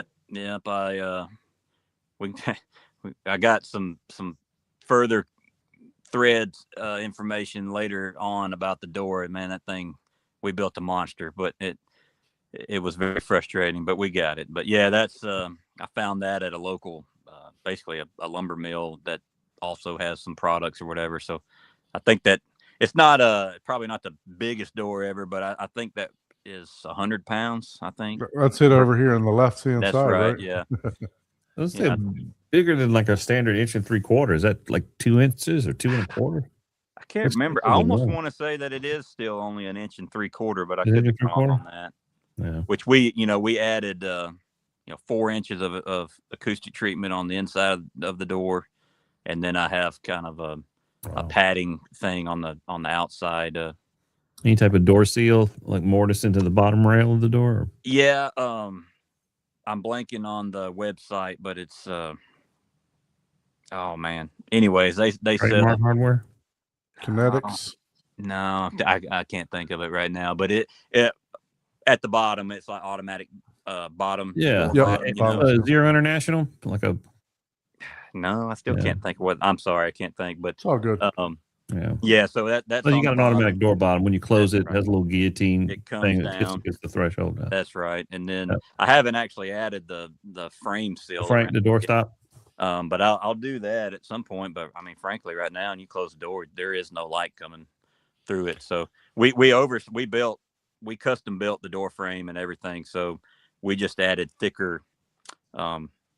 I can't think of the name either. The small strips of wood that go on the inside of the door. Furrings. Your doorstop? Yeah, I guess it's a doorstop, right? Doorstop? Yeah. Yeah. Doorstop. You're right. Yeah. So we oversized those so that when the door's closed, you know, Can you there's. please have a little Pimco, like a little brush, like a bushing? Or, I have yeah. I have that rubber seal kit that I just haven't Yeah. installed yet. But Sometimes that's all you need. Yeah. right. You do it right. And man, So it I'll looks tell you like- one thing with that size door and the treatments, with 4 inches of treatments on the inside, you know, it's really difficult to make it to where the door closes and it's still flush with the wall. Mm. And so I wound up having to get 6-inch hinges. So you unfold them, it's a foot, and I had to order those special. They're not cheap. Oh man. Put those on there to be able to kind of wide throw and let it open in and then come Mhm. out. And then with all that weight kind of leveraged out, I had to hide wheels. We put wheels on the bottom of the door, and they're hidden by the acoustic treatments that's on top that's in front of it. So the door actually has a wheel as it rolls out to help the weight. Okay. What's the height of your doors? 6'8" or 8? We had to chop 6'8"? off a little bit. So the riser when you walk in Okay. is now 15 inches off the floor. Okay. So you're So subtract that from 9 foot. And so we had to, and then the projector is above it. So we had to chop a couple inches or so off of the door. Like I'm about 6'3" with shoes on, and I can walk in and not hit my head or anything, but it's not it's a little bit shorter than standard height. okay. It's been custom cut to fit. There. So when you're coming in the theater, it's a step up to get into it. It is. So right there at the very beginning of the project, we didn't go back and add the stuff on the outside of the theater until later. So that is us getting ready, building the riser, and I'm pretty sure that's only half of the riser at that point. That's probably 7.5 inches right there, and then we built it up to 15 inches. And then so when you're walking into the theater, there is a step up 7.5 inches, and then another step up another 7.5 inches to get you to the 15-inch height of the riser when you walk in. Gotcha. Yeah, we can see right here Mm, with the I guess you use this for conduit. that's right. Yeah, That's the what- rack is located outside on top of the entry riser that we built. So we ran conduit up to there to be able to do a couple of pulls for. That's mainly just for like a USB and an HDMI in case I need it when I'm sitting in the theater, you know, for something. And if I needed to change those out at any point, we just ran PVC there. Yeah, see, this is what I pondered with too, because my thoughts were to do the same thing, you know, kind of because I enter through the back of my theater also, Mm-hmm. and you know you want to utilize as much space as you can, and I pondered with this for so long. Well, okay, I'll just build a step up, but my problem is I'm coming from a dining room, so the step to another step is gonna outside the door was gonna look weird. Sure. You know what I mean? So, but yeah, I mean, it's good to see somebody else do this because I was thinking about, you know, the same exact thing here. Mm-hmm. You can see too those black mats on the ground under the riser. I put those down, and those are actually horse stall mats that you can buy at like Tractor Supply if y'all have Uh-huh. around. There you go. Yep. So that's what I used for those. I decoupled them for sure. Yeah. So the windows, right? This wall over here, you didn't do it. Is this just the original wall here? Yes, that is original. Yeah. Okay, so the framed in windows, the picture frame windows were already there like that. There was 2 windows in the theater space. So by the time, we wound up, that's where we kind of temporarily, we were trying to figure out, we basically closed it up with a piece of drywall, and we knew this was going to be a long build. So we kind of let it go for a little while and then took the drywall off to see if there was going to be moisture issues around the window. So we kind of had to play with that a little bit. I hope it's okay. You know, I guess if I don't ever look at it, it's fine, right? Kind of Schrodinger cat or something there. But so Is that the second layer on top of the platform at that point in that picture? that looks like it. Yeah. It did. So Yeah, that's it's a going 2x6? the other way. Is that like So- a 2x6 or? yeah, that's right. So the steps on either side, That's once the top was on there, that's Yeah. 7.5 inches, and then another step up, and you get to You 15. can see it filled in right here Yeah. at the bottom, and then he Mhm. ran them the opposite way for the. Right. And that was, we kind of winged that a little bit, you know. I mean, there's You got the angled steps here. I like the little angled steps coming down too. That's nice. yeah, I sort of was trying to make that out to match the angles of the left and right speakers, so it's kind of give a little bit of geometry in the room. There you go. And what is this? What was this area right here? That's Was where that- we covered up That's one that of Oh, you window, covered right? up that Yeah, window up here. Okay, that's right. Yeah, that window right there. Okay, very good. Yeah, that's the double layer there. And that second layer, did you couple it to the main layer, or did I'm trying to remember. did you either go tight to that main layer, or did you decouple it as well? I honestly don't remember if we like coupled those together or not.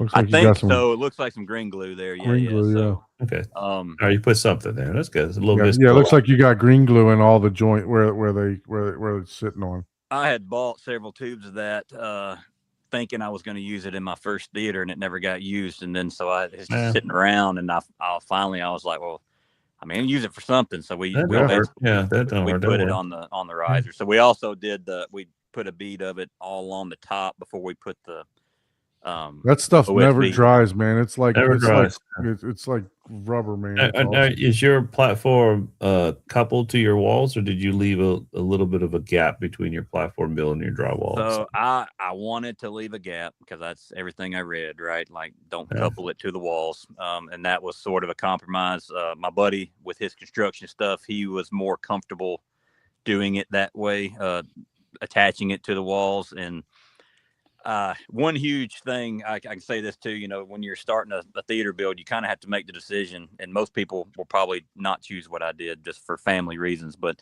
you know, do you want sound isolation? Do you want this bass and everything to be, which I know the not attaching the riser helps your performance in the theater, but by attaching it, you are decreasing a little bit of that performance, and you're also transferring that energy Right into the rest of wall. the house, right? Yeah. Mhm. So if you're trying to isolate, you know, definitely do all the things you can to isolate.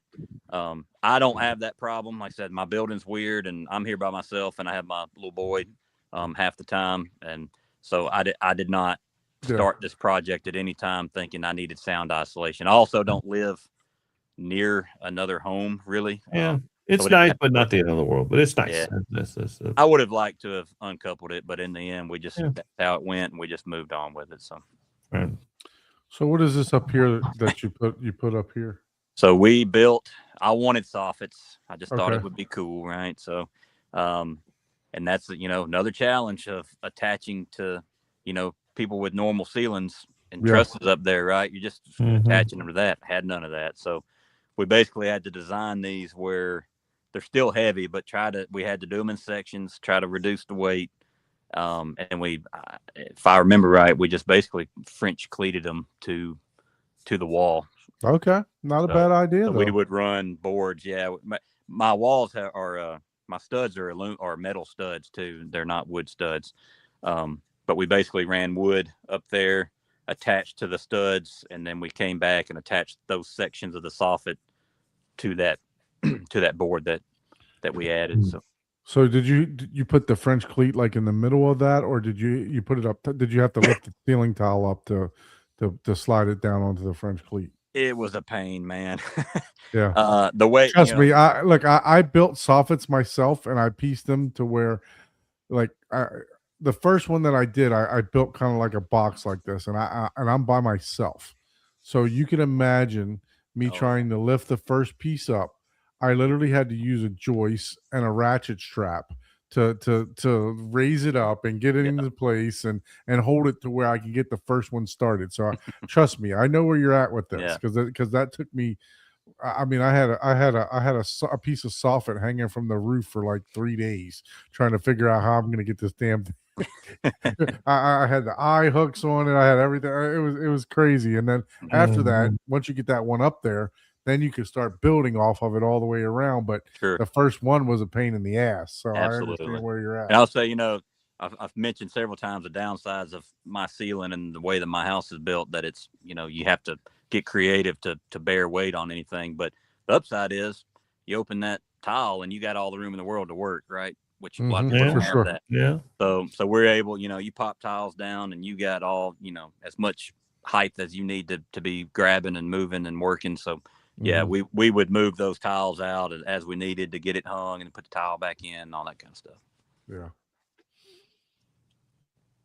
Pretty cool, man. I like the details it did with the build thread here. Look at that. I got the nice projector box back there. That's pretty Oh, cool. very nice. Yeah. So what were the soffits made out of? Like 1/4 plywood? That is, I think that's half inch MDF, if I remember Okay. right. Yeah. It's definitely MDF. I can't remember. I think the 3/4. That's what I was wanting at first, and I had it in my head Yeah. that would be improved density, just for sound reasons. But it was heavy, man. So we just cut it down to Oh, half yeah. inch. The 3/4 inch. Especially spans like that. Yes, Mhm. big weight difference between half Mhm. inch and 3/4. Yeah. Yeah. So now we're getting into some nitty gritty here. Look at this. Yeah, that was me getting to hang my screen for the first time, which this was still early on in the build, but I was happy to see it up there. For sure, for sure. So you did all of this work yourself, right? You didn't contract. Did you contract out the electrical, or did you do all that yourself? How Me did and my that work? buddy did everything in here except for the carpet. Okay. So, yeah, man. Like I said, huge props to Andy. Thank you, Andy. I'd imagine he's got carte blanche to the theater, right? Oh yeah, I told him I'll get the bar back in service on the other side of the room. I'm gonna have a plaque there with the seat, reserved for him. Very good, very good. That's the JVC on the chief mount, the micro chief mount, right? Yeah. We had to build, like I say, another weight issue, right? So, I was almost getting to the point I was just gonna let it sit on a shelf, upright, but went back to the ceiling mount option with that mount. And I see what you did here, because like I said, I had to find this same thing because my cross beams ran the wrong way, and it was too small. So Yeah. it was like I had to get creative myself. I had to put Absolutely. them, so I understand what you did, what you got going on here. I even got pictures of myself hanging from the box to Yeah. make sure that the projector was my NZ8 wasn't going to fall. Yeah. Sure. I can see you doing that. Mhm. I can see that. For sure. So getting them all tuned. Oh, there we go. And now we're taking some character here. You got the Yeah. side surrounds in. Built little columns out of the MDF too, right? We did. That's right. So are these angled, or are they just rectangle? No angles on those. Yeah, they're all Okay. Yeah. Very good. And then Yeah, we but got they're pretty shallow.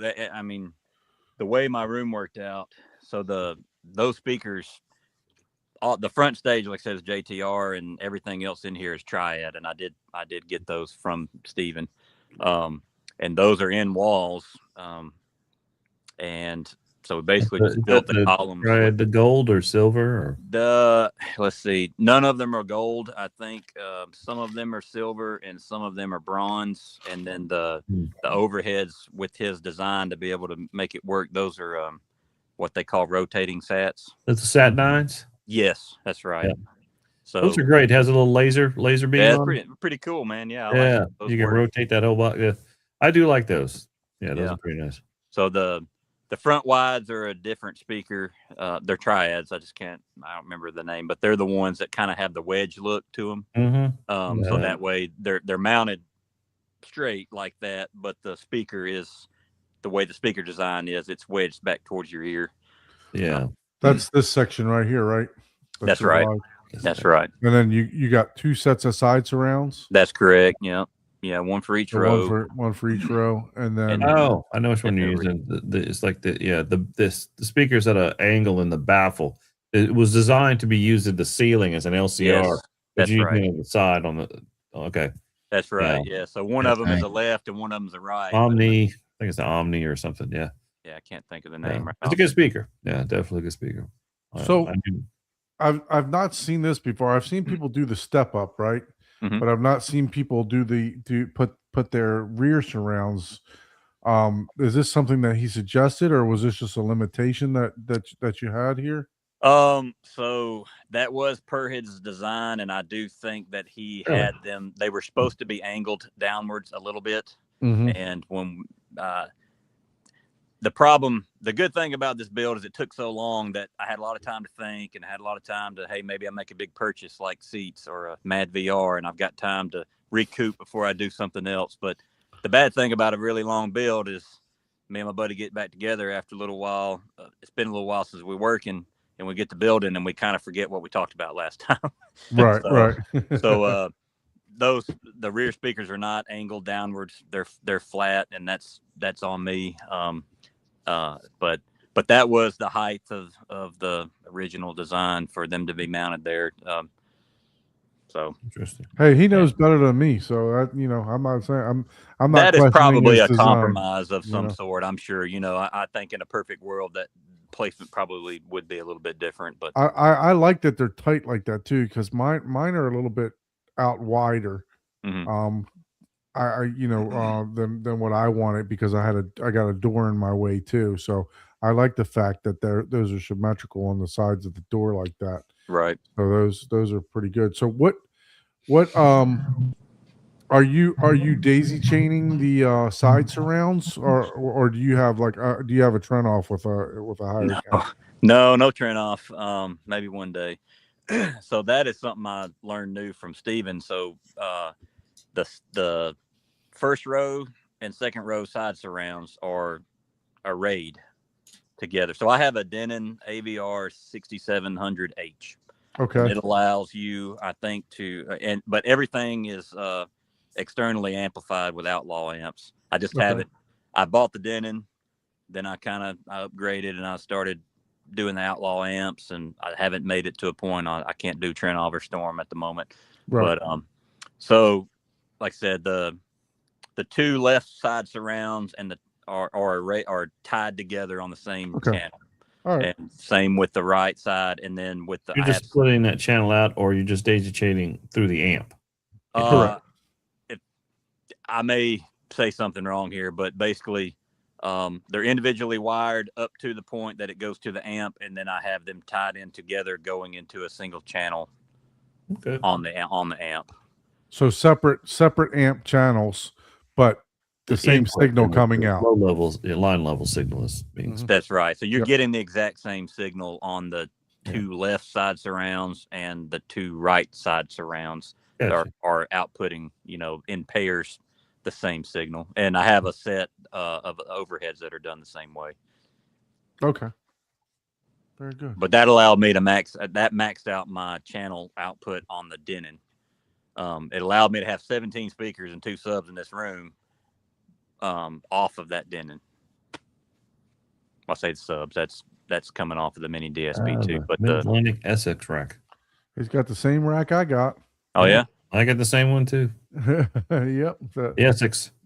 It came palletized just like that. I like it, man. Yeah. I'm a fan of it so far. Yeah. My cable management definitely needs some work, but it's a good rack. It's a So good rack. so while I'm showing the picture of the screen here, what screen did you go with? Is that Stewart? It is. At my old place, I had this same frame. I think it's called the Wall Screen Deluxe, the black velvet frame of the screen. So I got another one of those and swapped out the fabric that was non-transparent, and this is it's a Stewart Studio Tech G4. 130 G4. And it's that's right. It's ST Studio 130. Tech 130 Yeah. G4. Micro right. perf, right? And Micro this one is called Ultra Perf, and I don't know if Yep. y'all have any experience with that, but Yeah, I do, considering I got the same one hanging in my theater. oh, well, there you go. I took a gamble on that. I don't have anywhere around here that I can demo stuff like this, and For I sure. talked to some different people online and salesmen and all that kind of stuff. So I wasn't exactly sure about the Ultra Perf versus the micro or a woven screen or whatever. But I mean, to my eyes, I know everybody's different. You know, some people say they see what the glittering effect. Moyer effect, the Moyer Yeah. effect. I Yeah, haven't I've seen only used the Ultra Perf once. I ended up always using the Micro Perfects too. Yeah. But it looks good if it's the right application. Yeah. For sure. I like it. I'm not sure if I got the micro perf or the ultra perf. I'm not sure. I'd have to go back and look to see which one I got. But I do have the G4 with the 1.4 gain. Yeah. You know, 1.3, right? 1.3, 1.4, I think it is. I never got a clear answer on what the gain of if the Ultra Perf was any different. I feel like it's not readily available to know for sure exactly what that gain was. But So now this is the exterior going into the theater now. Like you said, you got your rack up here now. that's right. You got all the wires. I like how you had all the wires come down low and then hidden under here. Do the wires come up from the ceiling? I mean, excuse me, from the floor underneath the riser here? Yeah. So there's we ran my breaker panel is unfortunately behind my left speaker. Right, yeah. So it's Yeah, behind way the up in the false front. wall. Yeah. It is you know, if anybody's watching this that's building things in a city where an inspector comes, you know, my rules do not apply. But so we added new circuits. So there's 3 new 20 amp circuits There you go. that go underneath that rack. So that way I could divisionalize or, you know, split apart that load. They're coming up from the riser. So you got the carpet color there that you went going with. Those are like carpet squares, or are they That was just a picture to show what it looked like. okay. It's standard carpet or whatever. I mean, it's nice carpet. I will say again that, like I mentioned earlier, when you go so long, you forget things. And this color or the carpet is the carpet that I wanted, but the color, I wound up telling them the wrong color by accident because it's a very similar name. It was like one of them is After Dark and one of them was called Dark Room, and I really wanted one. And then a year later, when I finally told them I wanted it, I told them the wrong name. So, so this is, I mean, it's fine. I don't hate it. It's not like it's, you know, a drastic color difference, but this one is a little bit more kind of blue, charcoaly gray color. And the other one that I wanted had a little bit of brown to try to tie in some of the brown panels and different stuff that I had in the room. But, you know, So you did the whole bull nose on the steps too. I was considering doing that. Yeah. It's I think that's red oak. If I haven't stained them yet, actually, that's another thing I've got left to do. But Carpet looks good. I like the carpet. yeah, it's nothing wrong with it. You know, it's just once if you have an idea of what you thought you wanted, and then it's not exactly, you know, you mess up, you just kind of got to live with it. But yeah, no, it looks fine. Nobody else but me cares. Yeah, I hate when that happens because you're literally the only one. And the only one, but every time I walk in, I'm thinking, damn, that's the wrong. I see that little divot in the trim where I swung wide. Chuck told me something which was wise. He was like, "You're the only one that knows you messed up, so don't say it." That's true. You're the only one that knows you messed up. I tell you so what. all these are wrapped in. Are these wrapped in velvet for that your? That's Psy Fabrics triple black velvet, and okay. that was a pain in the ass. Also, to be honest, getting that adhered to the MDF. The soffits are worse because of gravity, basically. But so you wrapped the soffits in velvet too. We did. So anything that wasn't needed to be acoustically transparent, I used that black velvet. You know, that would have been stapled in black magic markered. Dude, yeah, we used a 3M spray adhesive, and it was a mess. Yeah. Super 77. Yes. It's not a fun. That was also one of the worst days, I think. You have a nice headache the next morning. Oh yeah. We smelling it all day long. Wear a mask, but you feel it on your arm hairs, and your shoes are sticky. All that, man, it's terrible. Dude, I used to carpet speaker boxes with that. Yeah, stuff. It works. It's good stuff. Works. Yeah, I was gonna say once it goes on, man. Yeah. You're pulling wood off. Well, there was I did have an issue with the MDF. We had to redo parts. It didn't stay. Oh, the really? first time. Wow. Yeah, I don't know what happened. But Yeah, well, the MDF, if it's not cleaned off really good, the Yeah. MDF fibers, it doesn't adhere. The glue doesn't adhere. sure, Makes it I a was little wondering if difficult. it was absorbing it too much before it dried on the surface or And something. you got to wipe it down real good, and then also if and like on the edge, it doesn't tack. You almost have to fill it in Okay. with glue first, and then put another layer of glue on top of I it. got you. Okay. So Yeah. for your panels here that you got, I see you got some brown in here, so that's probably why you wanted to go with the brown, right? Yeah, I wanted to. I didn't want it to be all black. I kind of wanted Right. a little bit of both worlds. So Is for that a this, track? did you Is that a use track fabric system? track? Yeah, exactly. That's what I was going to ask. Was it fabric I- track, I got a or panel. did you just build the panel? That was kind of my original plan, was a fabric track, but then that's kind of another thing with Steven's designs is the way that he does the columns and everything. I mean, sure, if you want to use fabric track, go for it, but it also allows for you to not use it. So, I mean, in a way, I saved money by not, that fabric track's not cheap. No, not at all. And me and my buddy had never used it either. I'm not sure we could have figured it out. We could have worked on it and got a hold of it, but we just wound up ditching the fabric track. And Just building also, panels. yeah, and you were talking earlier about making panels and putting liquid nails or adhesive or something on the back and sticking it to the wall. Mhm. Originally, I was going to do that too, but we wound up just friction fitting all of these, so any of Yeah. these could be pried out. Well, if you can friction fit, just do like some. If it sits that good, sometimes you can get away with just doing like industrial Velcro. Sure, and yeah, I'm a big fan of Velcro if I can use it. So Yeah, I mean, if that in some applications it just works, and you Mhm. can pull it That off and seat, get to man, it. that seat looks awesome. What seat is that? that is the Row 1 Calvary. Took a chance on those two. I wanted the minimal look, and also this is everybody's going to have different preferences on this, but I wanted, since I tried so hard to have good sound and everything, I didn't want the big comfy fluffy Backrest. backrest that's blocking sound. So Mhm. I'm used to kind of sitting, which these have a raisable headrest, but I'm used to my head and neck being clear of the headrest, so I went with those seats. I got a big ass head, so I need some support back there. My neck starts to hurt. Yeah, big head. Oh man. So And those pictures too, if you were able to zoom in on the lines, like on those black panels, you can see that line don't look straight, does it? Like the bottom one is sticking out to me right now. Like there's issues there where the duct board started kind of pushing out or something. Did you make okay. the panel- From the friction fit. Yeah. Did you make a wood frame or did you just wrap the panel? At that point, we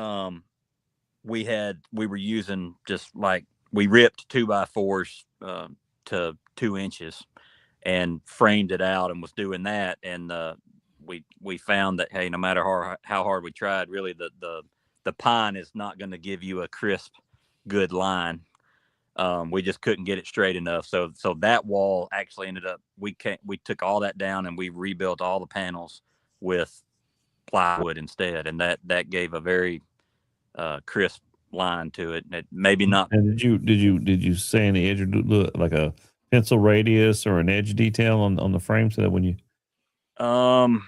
Like that a can help beveled edge or alleviate something some of like that. offset, if you do like a pencil radius on both panels or like a that way when the two panels meet, you don't quite see the offset so much as opposed to a straight edge. I got you. Like I originally was gonna, or are you talking about kind of like if you had a beveled edge, it would kind of. Yeah, you can do a bevel Yeah. to bevel, but if you want to put two panels together, and you want them having it straight, if one's off a little bit, but if you do like just a eased edge or a pencil radius edge, it helps hide Okay. that transition. Where were you a year and a half ago? He was right there. Yeah. Right there for you. Far away. Yeah. All right, now we got Hey, some not bad. I'm progression looking here. at Look the at this. build and you did a good job of it. Yeah, appreciate it. Huge. So the wides, the left and right, Mhm. are they the 212s? Yeah, 212 HTRs. I And think then the no, middle is the 210? 212 RT. Okay, and then the middle is the 10s. Yeah, the middle one is the 212 also, but that's the HTR model, and Okay, this is carried over from my last build, or else I would have matched my center speaker. Um, same So- driver, same tweeter, same it's setup. the same speaker, it's just a different dimension, basically. That's what I was told. And then you got the two RS2s, That's right. two RS2s right Yeah, there. I'm not Those familiar with those all those. makes that's the JTR. They are. Yeah. That's what Michael has in his room. That's what those are pretty heavy. What a compression drivers, right?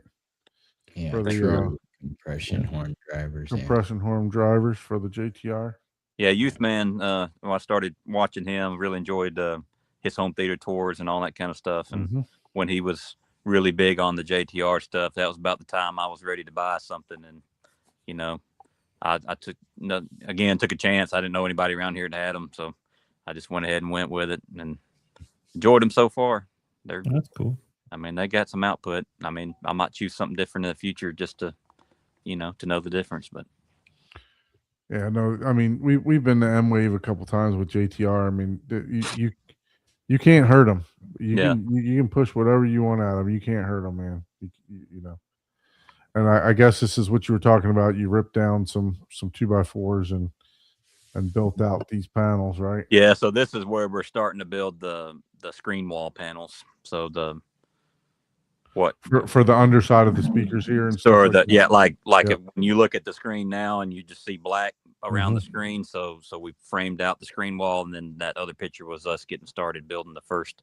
So all around, I have 4 large panels that are wrapped in acoustic fabric, Okay. black fabric around the screen. So I can take the left side down, the right side down, and the top and bottom. I can take those down to get into everything. Looks awesome, man. You did a fantastic job for sure. Thanks. I like the 2 little lights that shine on the screen too. That's cool. Yeah. Yeah, Yeah, you all did good with that your lighting light too. What is light great. fixtures you end up using?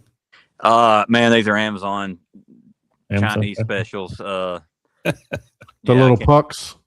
Yeah, Well, they're they don't just, have they don't have the whole big back to them, right? That's right. These are Yeah. these are not like the old style. Mhm. These are thin. Yeah, they just have like spring clips. The screen wash ones are, I think you call that a gimbal, like where you can. The wall washer. Angle Well, it. yeah, it's either it has a gimbal or the trim is at an angle. Yeah, I I think don't- you can adjust it, but Oh, and okay. then the little task lights that are around, those. Hey, Don't, not bad. I'm telling you. Pretty cool. oh, that was me asking people, is this normal when I'm doing a demo with bass? Is it supposed to shake the screen this hard?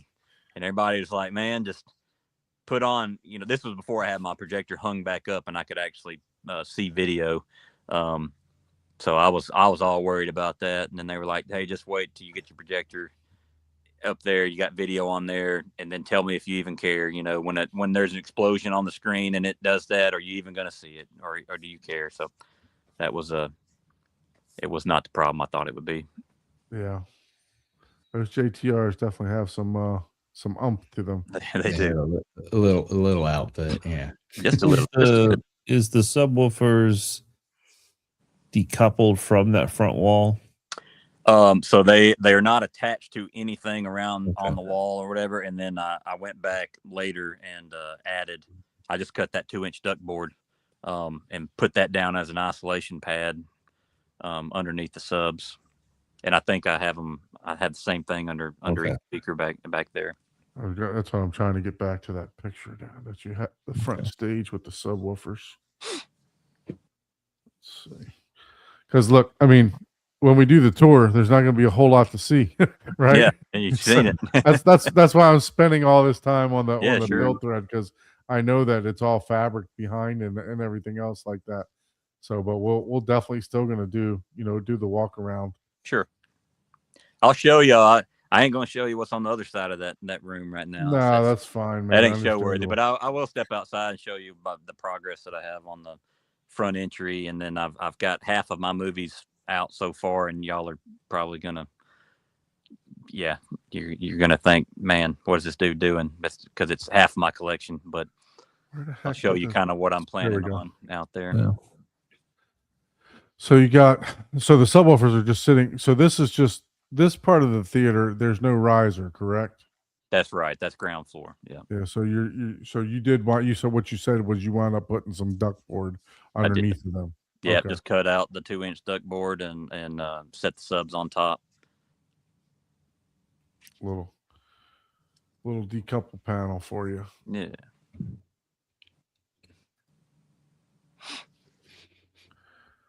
All right. And then you wound up getting 3 of those seats. How do you like the row 1 seats there? I mean, we sat in them at M-Wave. I mean, they seem to be really nice. I mean, like those really well. Yeah. I could see people loving them or hating them. You know, I mean, it's That- it is a that's, different. like a fabric. It's a fabric, right? I went with fabric. I went back and forth on that. I had a leather media sofa in my last place, and I thought, you know what, I feel like I might just like a fabric option this time around. So Yeah. they do have it in black leather, and this is called charcoal fabric. And I will say, I mean, I'm not complaining, but it definitely it looks blue in real life, and even in the pictures, I think it's a really dark blue color instead of kind of a charcoaly gray black color. Mm-hmm. But I'm enjoying. I it like so them. far. I like them, man. Yeah, I it's think they good. look good. I like them. And you know, actually, I mean, leather's nice, but actually, fabric actually has a little bit better. It's not absorb sound too, so a little bit better Sure. than the leather. Leather is kind of diaphragmatic and it reflects. So let's go through your rack here while we got it. So you got Yeah, this is probably I've probably made some The changes. 10-bit since then. switch there at the top. Oh yeah. I'll show it on the tour too. I'll step Yeah, sure. outside and Hey. show y'all what it looks You like. got the Xbox rack, custom Oh, rack shelf. I see that. Mhm. the Envy. Is that the core? That is the core, and then I went with that extra premium upgrade that they sell as a Mhm. software upgrade. So that was a major purchase for me. That the Mhm. seats, the There's a speakers, little bit on that. and VR, those were big purchases. Is that the Panasonic I can't see. 820? That's right. Yeah, that's my go-to. And then above it is a little. It's a Sony that I had ordered as a region free, so I Okay. can like other region Blu-rays in case the Panasonic. Sometimes Panasonic can do it, sometimes it can. So Right. have that one on standby. That's cool. And then AC Infinity. Got those in there. You got to have that for the Denon, man. The AC Infinity. Oh yeah. That thing will fry eggs if you don't if you don't. But I tell you what, because I have the 6300, right? Mhm. And when I put that AC Infinity, well, before I put it on there, that thing was super hot. But as soon as I put that AC Infinity fan on there, and for the amount of money that those cost, like $100, $120 Sure. bucks, gosh, man, it made such a difference. Yeah. I mean, it is worth every penny. I mean, before I couldn't even put my hand on the top of the Denon, and then after I put that AC Infinity fan on there, it was so cool to the touch. I mean, just crazy what a difference those AC Infinity fans make. Yeah, absolutely. So all those are rear exhaust, and then y'all said you have the same rack as me, so it's it Mhm. included those top exhaust fans. So that the intention is to exhaust that towards the back and then up out of the rack. Mm-hmm. I haven't had any temperature problems so far. Nice. And it looks like you said you went with all Outlaws. Yeah, Nice. carried those over from my last build. I've enjoyed those so far. I mean, I feel like American made, and for the price, I mean, I feel like they're affordable for people who want to go external lamps and get a pretty good bit of power. And what's the ones down the bottom? Are that So What's those the are the Croson amps for the actuators that I okay? have. So you got Oh, yeah, Croson's Croson. also. Okay. Big purchase number 5 or whatever. Yeah, those aren't cheap. Yeah. They ain't They're cheap, not- but let me they're tell you, not cheap. very well made. That's nice. We did 15 chairs with Croson on all of them, and they were amazing. Awesome. Yeah, they're not cheap, but they're very nice. Very And, well made. Anybody interested, man? That's That is the tactile transducer out there that does the best job. yeah, it's good stuff. Absolutely. So this There's is just the showing automatic some door of box. There it the, is. there's your automatic door. Yeah. bottom right there. Okay. That looks like a, $174. That's not bad. yeah, that's a good one. Yeah, I use a very similar one. Zero makes them. Company with starts with a B. They make them. Yeah, and that's your door seal, right? Right. That's There. right. And then, Yeah. so I had bought this automatic closer Mhm. from Home Depot originally, thinking that would actually work. And this Man. loss of a door, dude, Yeah, no, they don't work it as was good never as going to you think. happen. And also the height of my projector box being directly above the door, there was no Yeah. way to mount it on the inside of the Big room. ass Wow. hinge. Look at Yeah, that there you go. hinge. Look at that. Jesus. There's bananas for Damn. those were crazy. That is crazy. Look at that. Look at how far that pushes off that door. Jesus. Yeah. Andy and I, we had a time getting this door to act right. Yeah, I can imagine you did. Wow. There's Yeah. probably better ways to do it, but we didn't know them at the time. We made it work. But man, Yeah, that thing swings way off. see, this is this is before any of the extra stuff is added to the door. Right.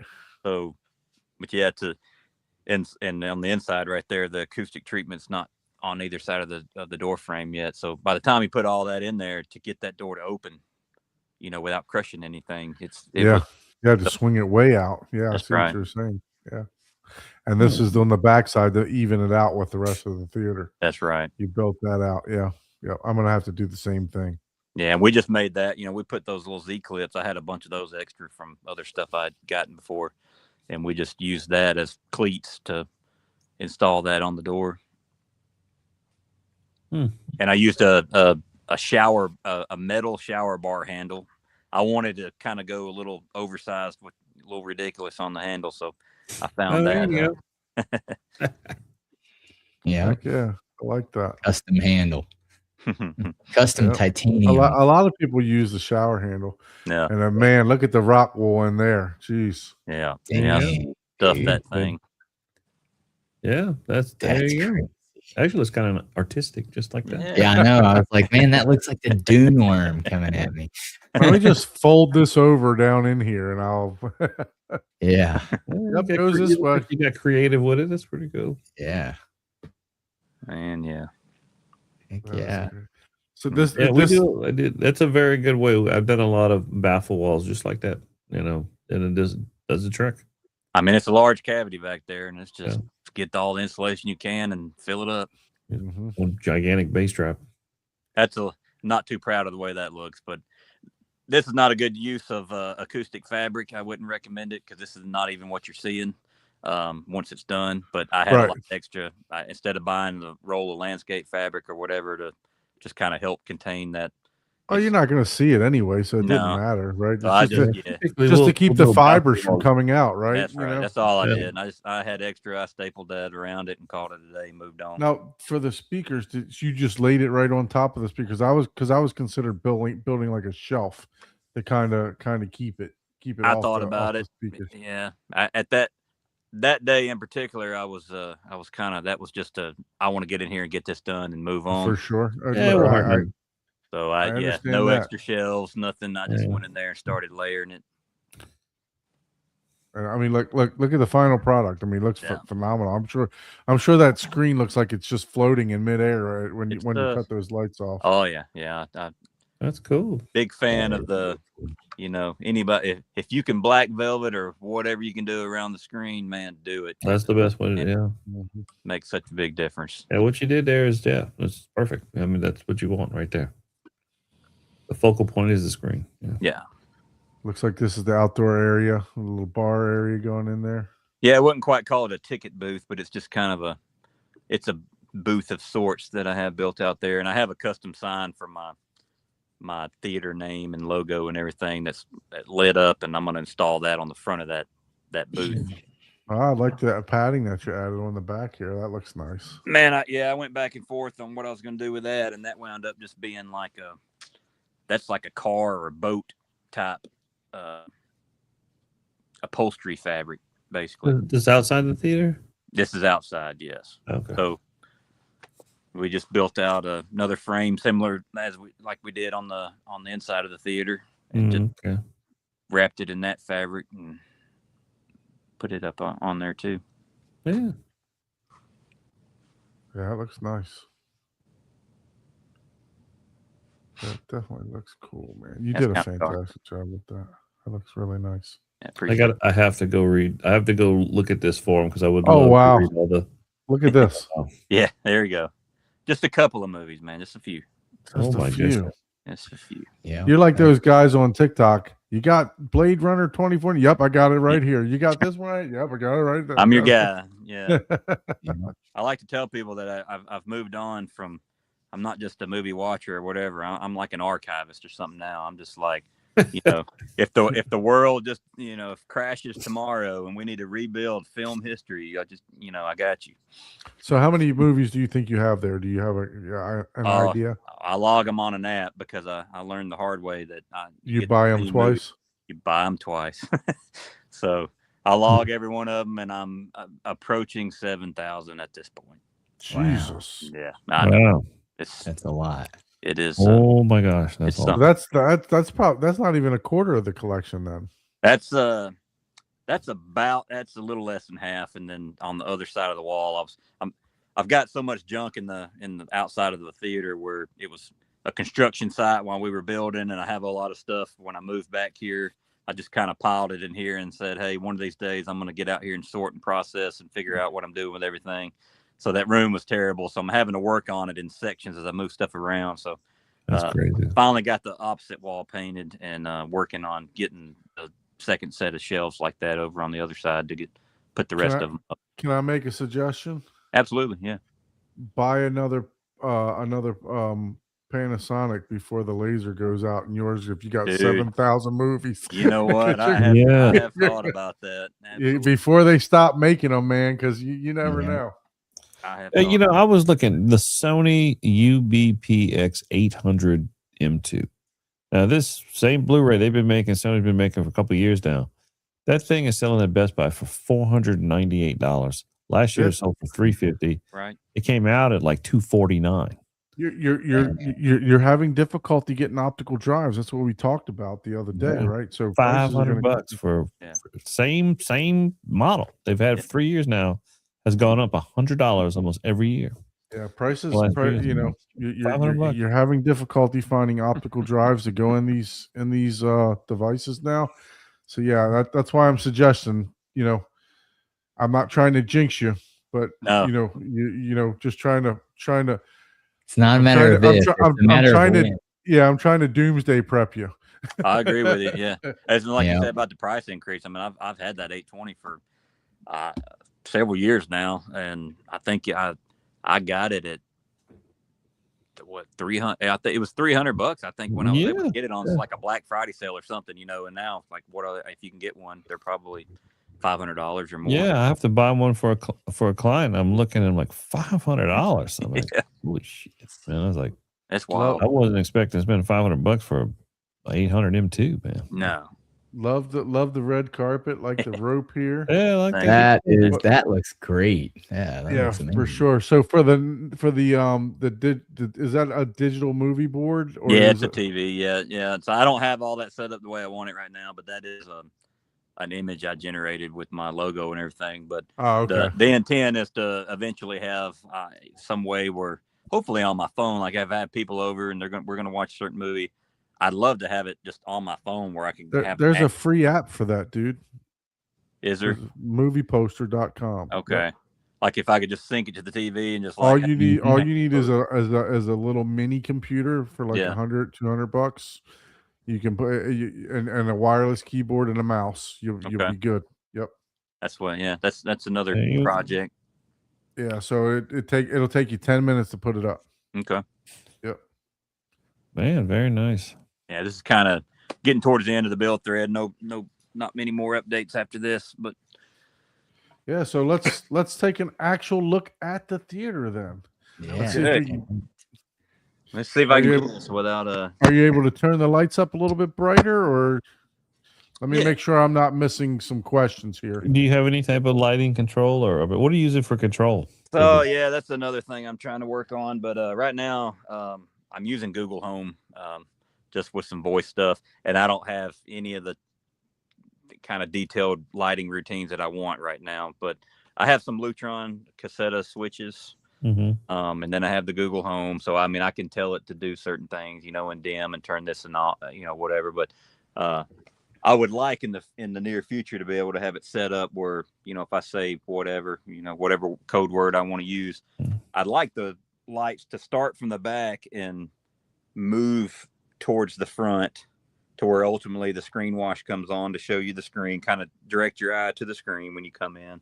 I just haven't figured out all that yet. And there's some LED lights. I want to add cove lighting around the ceiling with some LED. I've got some Govee M1, I think, LED strips that I can use. Just haven't added that. But yeah, I'd love to have a whole kind of effect to just slowly kind of go around the room as it lit up. So right now I just tell it to turn stuff on and it just, 100% comes on. But What are you using for theater control, like for remote control?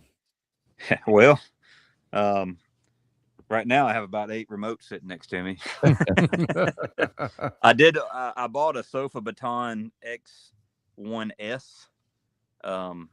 It's probably been 2 years now, right? I bought it for the project and the theater took so long to build. Now they got a new model out, but I still want to play around with it and see if it will meet my needs. I know it probably doesn't meet everybody's, but I don't really see myself personally needing something like Control 4 or those type things, but maybe one day. But yeah, right now. Yeah, I mean, look, if it's only you using it, right, you don't need the I mean, for me, I have the Kaleidoscape app. I have you should have the app for your Denon, right? So you should be able to control it through your phone. Sure. You got your lights through your phone. The only thing that you don't, that you got to press play on your Blu-ray player, right? Right. And then, once you turn your projector on and your Mad VR on, that's it. You're not touching it.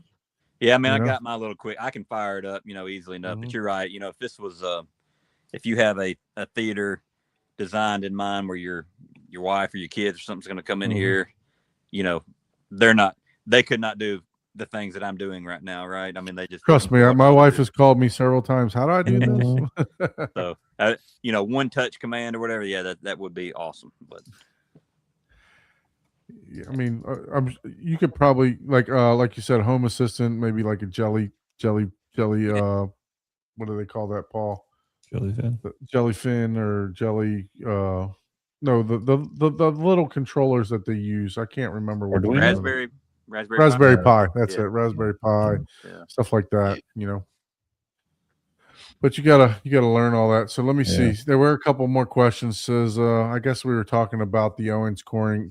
Said wouldn't it be easier to cut a rectangle hole into the false ceiling panel and put the Owens Corning and glue it to the ceiling panel? Rather, I guess he was saying rather than taking like a whole sheet of plywood. I guess that definitely could have been a thing for sure. Yeah, maybe. I think we were concerned with any of the weight bearing because that speaker's not light. Yeah. So we just kind of helped it with the plywood, and again the ceiling stuff was all phase 1, very beginning of the construction. Me and him was just getting our feet under us. So I feel like we were very efficient towards the end. In the beginning, we were kind of figuring things out. So yeah, I mean, there's probably better ways to do it, but yeah, for sure. It is what. So I think we answered this. All the black layers, is felt. Yeah. So and then Chuck was talking about for this, just take the strips of foil. Oh yeah, to make a combo panel. Yeah. Cheap diffusion panel. You can put foil on for sure. So hopefully I didn't miss anybody's questions there. But yeah, if you could, do you want to try to turn the camera around and see if it'll work? Or yeah. Let me see. It kept messing up on me earlier. Yeah. Let's see. It might disconnect him, so we'll see if it does. I tell you what, it's one thing I always like about looking at the show, and when we have guests like this, is look at their build. It's amazing just how just I look back at the history of this whole thing. How amazing these DIY theaters have gotten. They've gotten so sophisticated. To see this level is impressive for me, having kind of seen it through the last 30 years.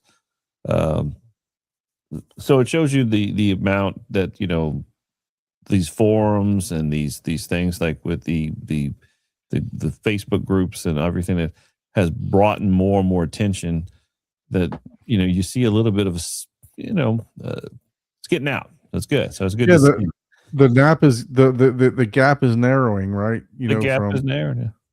I'm I still feel like I'm happy I still got a job and I'm still doing good. for sure. But it is impressive seeing, the level of quality that's coming out of a lot of these DIY builds. But Abe, I'm your impressed. your customers not like me or like this guy here that wants to do it himself. But You know it's what I mean? impressive. I'm Yeah, impressed for by it. sure. For sure. Your customer's the guy that's, got the money and he's like, you know what? Just build it. Just You know what build I it mean? out.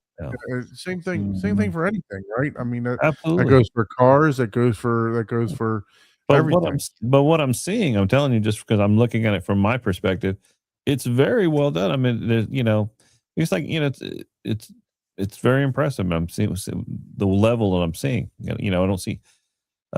Would there be things that do a little different? Sure, but for what I'm seeing, it's great that I'm seeing this level of quality come out of these sure. DIY projects. So For very sure. good.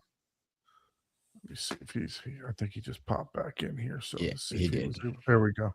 Hey. Yeah, now we got Okay. you. All right. Hey, I had to transition to my phone. It Okay. wouldn't let me do the back camera on the iPad, but Not a problem. So are you able to turn your phone landscape way? yeah. That any better? There you go. Now we Maybe. got it. Yep. All right. So yeah, I mean the pictures pretty much told the story, but I'll try to move here. Yeah, the pictures are good. Yeah. It looks great, man. It really does. That is Yeah. straight up It- like I bet you it sounds amazing too. I think it does so far myself. So yeah. We just So if you we said the screen, just to reiterate, you got the 135 inch Stewart. Is that a 235 or is that a 240? that is a 235. Okay, so it's 2.35. We got two RS2 Any JTRs. lens, or use it any type of Panamorph lenses, or you just doing 235 setup out the JVC? I do not have any lenses right now. I have wanted, if it'll work for me, to maybe another big purchase in the future would be that I forgot the model name now, but the one that would work for the JVC. Panamorph. Yeah, the Panamorph. Yeah. So that's supposed to also help with bringing more brightness into it. If I remember because right. you'll be using more of the chipset to compress and then optically send out through the Panamorph. Just got to check your. I have throw one that's still in distance. the box. You got to check your throw distance because you got to have a very specific throw distance. Yeah. The DCR, the big one, it's a better throw distance than the one that just hooks onto the lens of the JVC. So I think somebody told me that there's possible you could get some barrel distortion. Well, that's why you got to get some of those Panamorphs. It's been a while since I looked at Panamorphs, but you have a very, very specific window or exact specific spot you've got to put that to avoid that. So your Mad VR can actually adjust for that, though. It should have an option. But if you could get it there where it's optically correct before you use the Mad VR. But yes, that is true. Yeah. So as far as like what we were talking about in the front stage, you got the 212s, basically the JTR. I know the center speaker is a little bit different, but it does have the 12-inch driver, the 212s there. And then it's 135 inch screen, 2 RS2s for the subwoofers, right?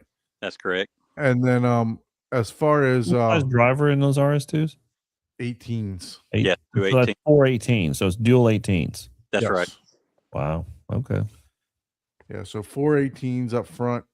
And then do you have any subwoofers in the back at all or no? I don't, and I wrestled with that, and I went back and forth to talk to Steven about it, and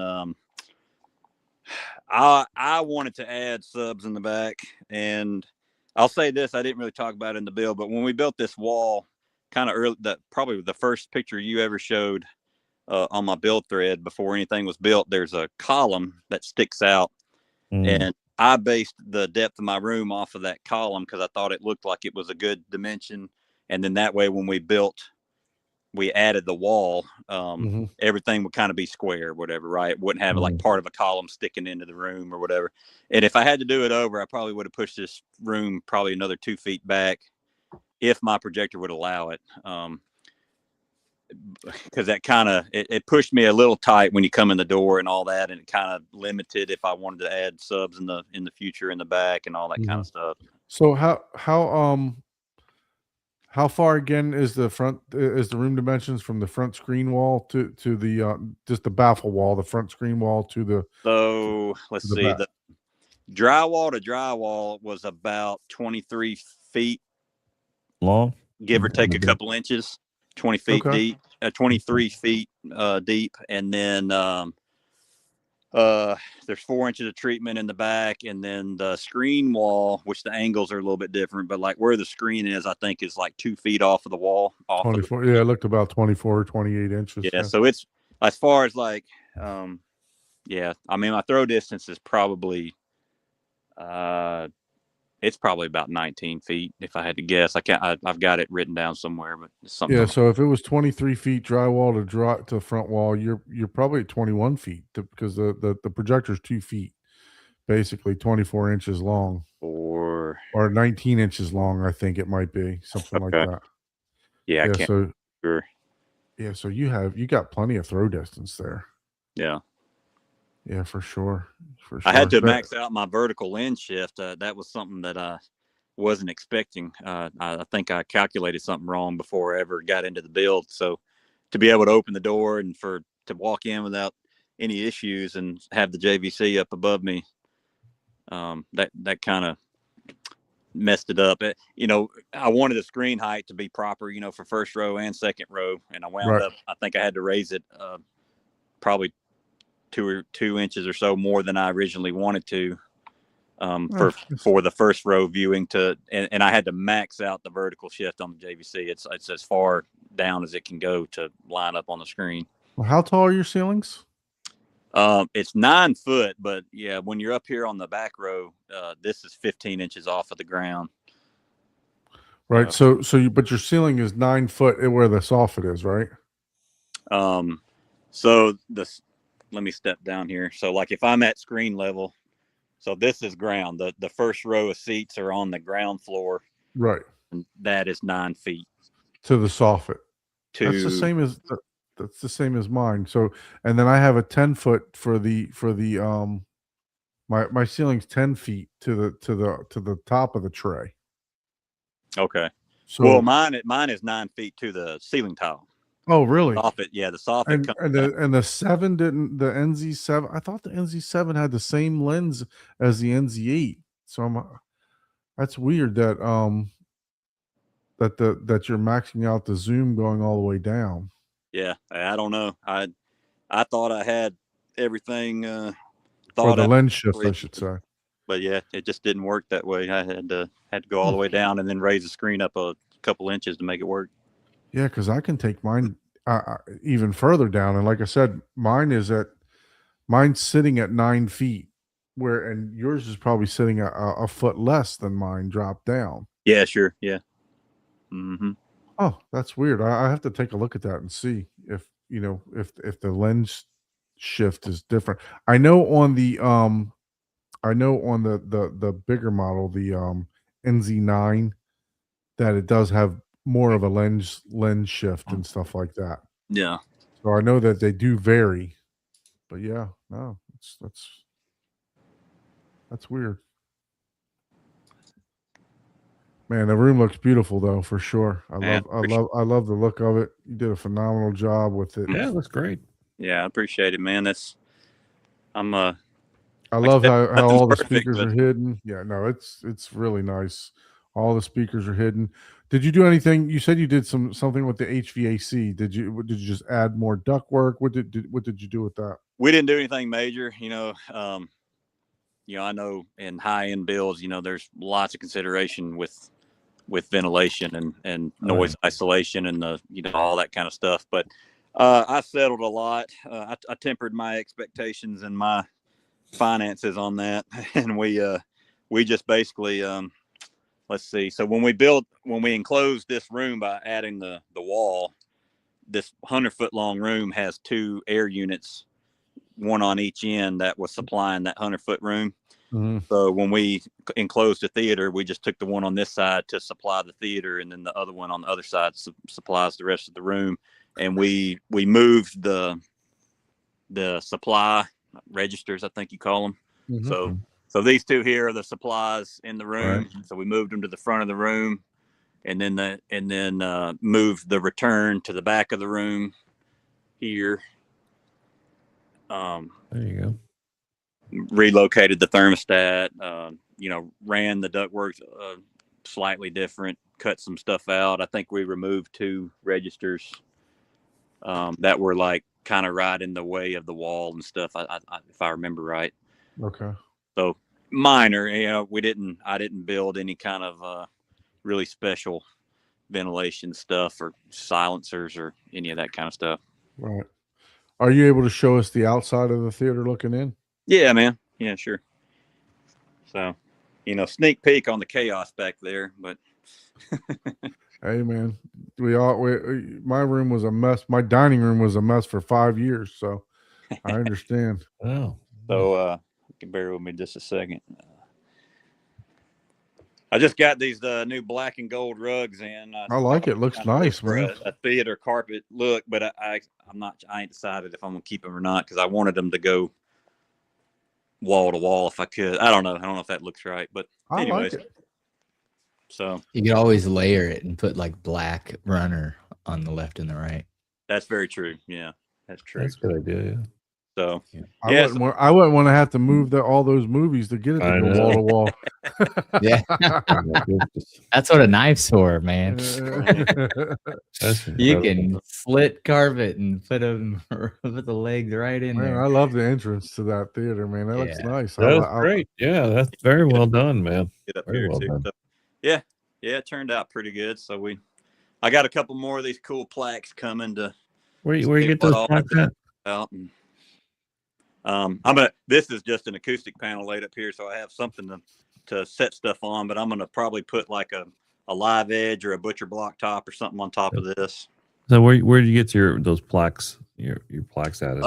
There's at least one guy on Etsy that makes them. That's why I Yeah. think I saw it. Etsy. Yeah. Yeah. That's right. Yeah, There's one guy that does it overseas. I think it's like Germany. They're a little bit thicker than the ones on Etsy because I've ordered from both. I Okay. ordered from 2 different guys before, and I think if you really look, you can probably tell there's a slight size difference on maybe 2 of these. But I noticed I got back in there the other day to order some more, and one of those stores is no longer there, and the other guy is, so ordered a few more from him. And then, So, what TV did you use for your movie board there? man, I wish I would have held off. So this is an LG TV, and I can't remember the model right off the top of my head. So I bought this one, and it was in the box for quite a while before we ever got to the point of doing this. And then I saw, if I remember right, that Shane Lee on YouTube did a video of a new The digital movie poster board. a new digital movie poster TV that he recommended, and I'm blanking. It's the one. It's a Canvas. Is it Hisense? Mm-hmm. I can't remember now, but they call it a Canvas TV. Like it wouldn't be a good TV to actually watch movies on because of the way the screen is made. It's kind of it's a dimmer picture. It just kind of looks natural. I don't know how to describe it, but anyways, I wound up buying that TV and thinking, man, I'd like to use that one instead. But the mount that I have behind this LG TV is like a recessed mount, so that I could put, we were talking about earlier, like a mini computer or something. It has room behind it, a cavity that you can put all whatever equipment you needed behind the TV. Right. And that Canvas TV will not work now where I've got that mount and that hole in the drywall. So You could put one of those white boxes that go back there. That's what I did for mine.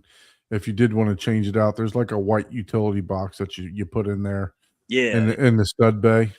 And yeah, then that'll give you the depth if you want to put something in there. That's because I did a frame TV. I'm not sure if you know what the frame TVs look like. I'm aware. They have a Connect box.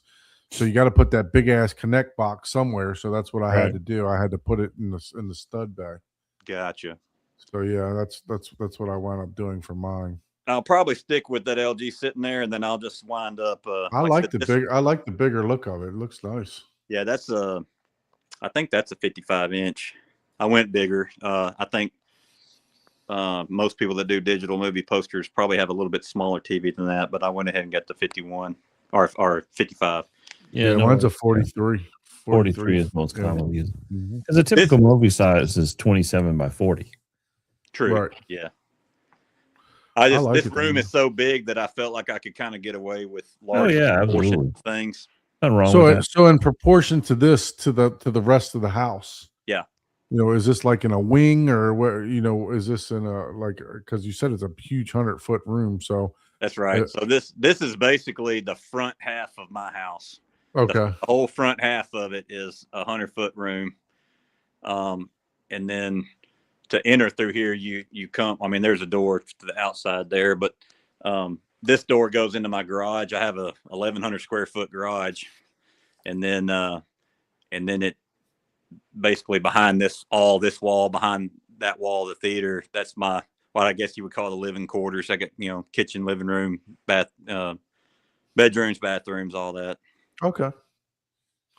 Very nice, man. I love it. Looks fantastic. Little bathroom right here I'm gonna redo it. Got any motorcycles in that garage? Man, I about killed myself too many times on 4-wheelers and stuff when I was younger. If I got a motorcycle, it'd be a bad day. Yeah, I don't That's blame why I you. don't I own don't one blame either. you. Oh, yeah. So Magic S, have you done a 20 to 20 hertz, 200 hertz sweep? Curious if where your knolls are. So or do you get into all the measurements and stuff like that? Man, so I'm sort of tech savvy, but I'm not all the way there. And I Mhm. looked at REW and all that, and I just thought, man, I could do this, but it would take me forever to fully Right. understand, be comfortable with it. And I did have a guy, y'all may have heard of him, Chad B. He does he does traveling calibration. And I used him before in my old theater, and I used him again. I think, if I moved up to a Trenov or a Storm, I think there's guys that are, that's right in their wheelhouse. Right. But I had Chad come back over. I'm satisfied. He's a great guy. I really enjoyed him coming over. His prices are very reasonable. So he performed the calibration, and I have a thumb drive with all the files and everything. I don't have it readily available. I couldn't tell you. I couldn't really talk too far into detail about what the results were, but For sure. So Rich, you asked where Ike went. Ike he's got some family in town, so he had to jump off. He was on a little bit earlier, but yeah, so he had some family in town, so if anybody likes movies, that's another thing. Like I said, this room is a whole work in progress. I'm going to take all of these standard fluorescent light fixtures out and replace them with LED recessed fixtures that I can control and do different stuff with and get better lighting in here. But this is basically what I would call my boutique brand wall. This is Arrow Video and Criterion and Shout and Scream Factory, Radiance, Vinegar Syndrome, all that stuff. And then I'll do this wall. These will be like my standard releases from the big studios. I'll have them here, and I've got 3D collection and Disney, all that kind of stuff. I'll put that over here. So do you enjoy 3D? Do you watch 3D? I do some. I mean, it's kind of it's halfway I enjoy it, and halfway it's just kind of like a little niche thing to collect while it's, is it going to come back or is it dead? Who knows? Mm-hmm. So I pick them up whenever I see them. But I've watched a few. Since I have been here after I got it calibrated. The calibration went fine. There was no issues. And then I came in here a couple weeks after with my little boy and was going to watch a 3D movie, and I popped it in, and it was not displaying correctly. And I couldn't figure it out. And the only thing that I can narrow it down to right now is the fact that the Mad VR is a new item in my chain. And I'm thinking that there's maybe some setting that I don't have properly set for it to recognize and display 3D correctly. So like right now it's showing it's almost like the bottom third of the screen of the image is now at the top, and the top third is at the bottom, and it don't look right at all. So I've got to figure that problem out. You were using the Panasonic to play it, Yes, I think. so I think there's different settings in the Panasonic too for that. Yeah, Um, I was, and I the like the information when pop up on for the Panasonic, it was showing 3D, and my JVC was showing 3D, Okay. but it wasn't displaying correctly. So that's What Well, glasses do you have? Do you have the JVC glasses, or do you have like the expand glasses that everybody recommends? I've got 2 pair, I think, of JVCs and 2 pair of the expand, and I wanted to get some more of the expand actually. Yeah. Yeah, And- right and now you- I have these. I've had these for a little while. There may be Mhm. new models out, but the expand vision. And they were I'll- syncing up. Sometimes they're difficult to sync up too, right? With that emitter. Yeah. Well, the problem is I can the image on the screen was wrong. It Right, wasn't right. that the glasses weren't working or whatever. It was displaying completely incorrectly, and Oh. I think it's just a setting that I haven't figured out on the Mad On the VR. Mad VR. Yeah. Yeah. But this is currently what my rack looks like. So yeah, I got the old Switch. I have a Switch too. I'll probably put it up in here one of these days. And there's my network switch, which I don't have a whole lot of.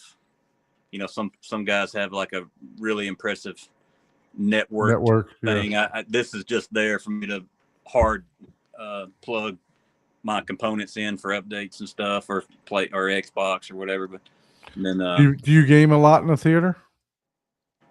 I will. I like to say I'm getting older, and I feel like I used to game all the time, and the older I get, the less I do it. But Right. I have a bunch of games that I really would like to get back to, like Cyberpunk and that Hogwarts game, that kind of stuff. I really like to see that in the theater. I just haven't got around to it yet. That's it.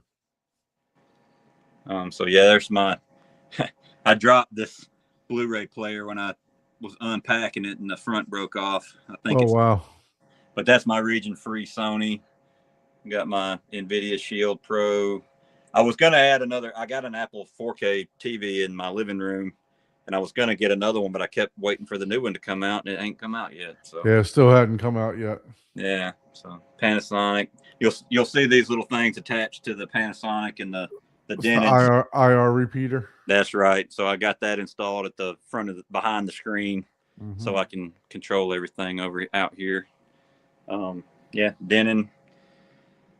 Those are the Outlaw monoblock amps there for my left, center, and right, and then I have 2 of the 5-channel Outlaws for everything else, and then the Croson amps there. Are you able to show the Crosons underneath of the back of the chair there? Oh man, I should have taken some pictures of that and put them on the thread. It would be very difficult. Okay. What I had to do was a little bit different. So I had to take the way these chairs are made. I had to kind of make that work. Had It's to all take good. the wooden feet off of the chairs, and we had to run boards across. So like the first row, Mhm. there's a board that runs all the way along the back, and there's a board that runs all the way along the front. And the Crosons and the little isolator pads they come with are up under those boards. So the Okay. rows are kind of tied together, which they Right. are anyways, with the chairs being clicked in together. But I wish I could show No, you. it's all but I good. No, you don't need to do it. I That's don't fine. think you're going to be able to see it there. Yeah. So for that, you have how many Crosons? How many of the vibration plates? 2? I purchased, so they have a set. It's the Shadow 8 actuator sets, and how many is it? There's 1, 2. I have 6 actuators. So there's 3 actuators on each row on Okay. the back, and then on the front there's the little their little, I think it's called Sorbothane or something like that, the isolator pucks. So there's 3 on the front, 3 actuators on the front, 3 actuators on the back. Man, definitely appreciate you sitting down and taking the time with us to go through your theater today. Yeah, very So nice. you did a phenomenal job with this thing, man. Man, I I mean, appreciate Great it. job. Yeah, it looks Great job. great. Like I told you That's why earlier. it looks like a labor of love there. Oh yeah. Like Yeah. I don't want to brag or anything like that. It's just anybody that does this themselves, they'll understand. But when you dream this and build it and it takes you 2.5 years to get there, it's like I don't have people in my area yet. Stop laughing, Paul. Yeah. Like I want to show it off a little bit, you know. So- 2.5 years. Yeah, you were dreaming that a couple years ago. Weren't you? Yeah, I'm still building mine, and I'm 5 years in now. So I understand. Yeah. And Yeah. Paul gives me shit about it all the time. But Well, Yeah. it's kind of yeah. well, look, Daniel, I definitely appreciate you joining us tonight. We're about Yeah. a half. I told you this would be an easy conversation, right? Once we get going, now we're 3 hours in, right? So That's 3 right. hours later.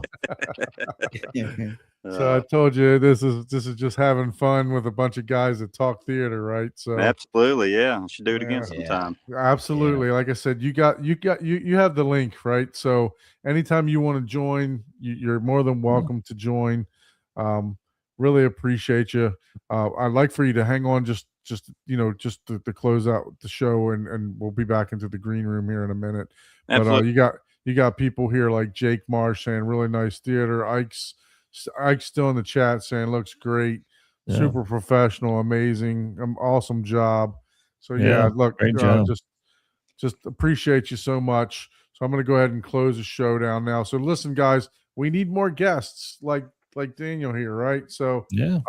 if you'd like to be a guest on the show, let me get rid of that first. Hold on, give me a second. Where did that comment come from? There we go. So if you'd like to be a guest on the show, please shoot us an email to hometheaterhublive@gmail.com. We definitely need some more guests on the show. I know everyone enjoys the theater tours, so really, really appreciate Daniel joining this evening because we haven't had a theater tour in a little bit. So Yeah, that was fun. Yeah. really, really enjoyed that. And then please don't forget to do all that great YouTube stuff. Like, share, subscribe, hit the bell notification so you know when upcoming videos are coming. And then until next time, lights down, sound up, and don't blame us for your next upgrade. Thank you, everyone, for joining. See you next week. Yeah, see ya. See ya. I was most impressed by your